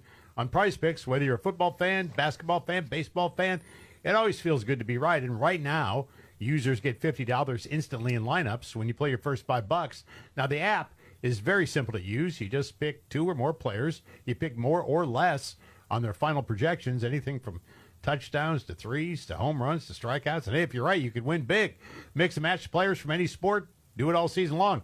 Right there. Prize Picks is available in 40-plus states, including California, Texas, Florida, and Georgia. Most importantly, all transactions on the app are fast, safe, and secure. You can download the Prize Picks app today. Just use code MVCR, and you'll get $50 in lineups after you play your first $5 lineup. That's code MVCR to get $50 in lineups after you play your first $5 lineup. Prize Picks, it is good to be right. Must be present in certain states. Visit PrizePicks.com for restrictions and details. News update, David Van Camp. Well, you may have seen this guy. His name is Saleh Al-Jafarawi. I don't know how to say his last name. Kawawa. Yeah. Kawawa. Yes, good.